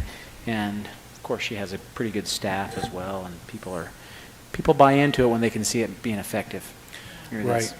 Well, and good point, because it isn't. It's a team. You Yeah. know, Carol's got a good team. The private thing you mentioned, that's one of the things that's I think is going to be recommended to the legislature, is that there's more private representation on the state committee with voting rights. Right. Because they're providing more dollars than I realized. Right. Yeah. Yep. Okay, very good. Any other reports, Jimmy? No. Brian? So I went to golf meeting this morning, and surprisingly, with the heat, we are tearing it up. I mean, I know, I see golfers and I'm like, you are. they are out there from sun up to sundown. Nevada. And they are doing, our crews are doing a phenomenal job out there on each course, keeping them in great shape. There are some things we need to, I think, start pushing forward on still. Our golf shop at Southgate needs to be started forward, and then there's a couple little projects that they need to get done, or we're going to lose a few greens and stuff. But overall, the golf has kept us kind of floating here. Probably one of our best years ever. Yeah, Is that right, Mark? And they're doing phenomenal. So Mark and Colby's done a phenomenal job too, in all his superintendents too, and the pros. We had the Veterans Coalition meeting. Everything is going great there. They're going to be a lot of their things that they've been doing have been canceled this year, so they're still on a no visiting each other, no meetings or nothing. So they are still looking to do the Wreaths Across America In December. But they are short about $3,000 to get everyone here. So they're going to be pushing to get those so we can get every veteran. And then the Joe Bocat Love Like Joe Foundation charity golf tournament's coming up. So if you guys if you want to get in on that and get a team in or donate, Guild Mortgage is the one that's got that going. So Remind us when it is. Do you know? September 8th, his birthday. September 8th? Yes. Boy, that's coming right up. Yeah, it's coming up. So. Okay. Just a note on that. Sean Guzman got a request and forwarded it to others of us in the city from Jeff McKenna and American Legion Post 90 to do a 9/11 event the evening of 9/11 this year that would honor our first responders in the whole community. And they're proposing to do this at Town Square. Have we heard anything yet if Town Square is available? It's available. Excellent. And we're trying to get them to tie this in with a potential Exchange Club event. An Exchange Club said that they would hold off on theirs. Okay. Do another event. Another time? Perfect. And anyway, we'll give you more information on this, but we would love to help support that, probably having a fire truck and some police equipment there. But it's really to honor all of our first responders. So we'll give you more information on that. But it's on 9/11, 5:30 p.m. is what I recall the start time being. Mayor, I'm assuming that would include the waiver of the insurance. Wouldn't we want to do that? Yes. Yes. Yeah. And Brian and I had a Zoom meeting scheduled yesterday with Jenny Taylor, but Michelle had to cancel due to hugging the toilet all Okay. day. So we will try and get that rescheduled for next week, but we've already got tons of information, all the specs, everything you need for the Gold That's Star awesome. Memorial. I think that could be the second one in the state.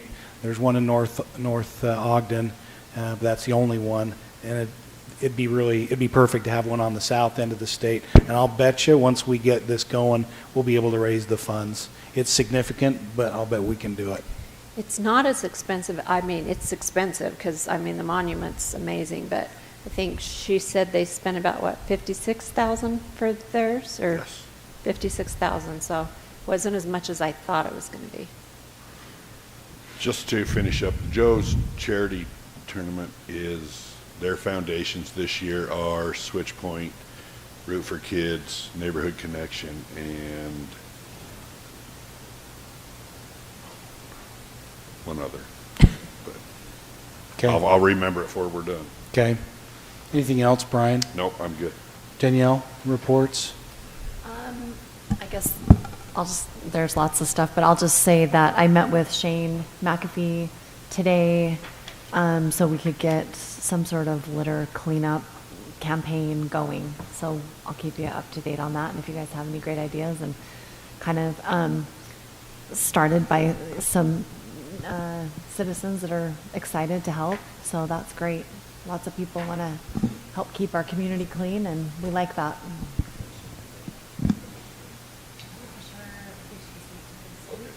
Yep, let's do that. We're gonna see some information on Temple Springs, aren't we, next week? Yes. So We weren't sure. yeah, on the park, Yep. Habitat for Humanity. Okay, is that the other one? Okay. See? Also, there's so many things going on. Shirlane and Adam have been having all kinds of meetings with various people on economic development things, from Tech Ridge to I don't know what else. But anything you want to report on quickly? I would just say next week we've got a big update on Tech Ridge. Very good. We'll spend some significant time on that. We're gonna have a report, an update from the Southwest Symphony. That'll be fairly quick. Probably do that first. And what else? There was one other thing. Oh, it's this, Temple Springs. Yeah. Yeah.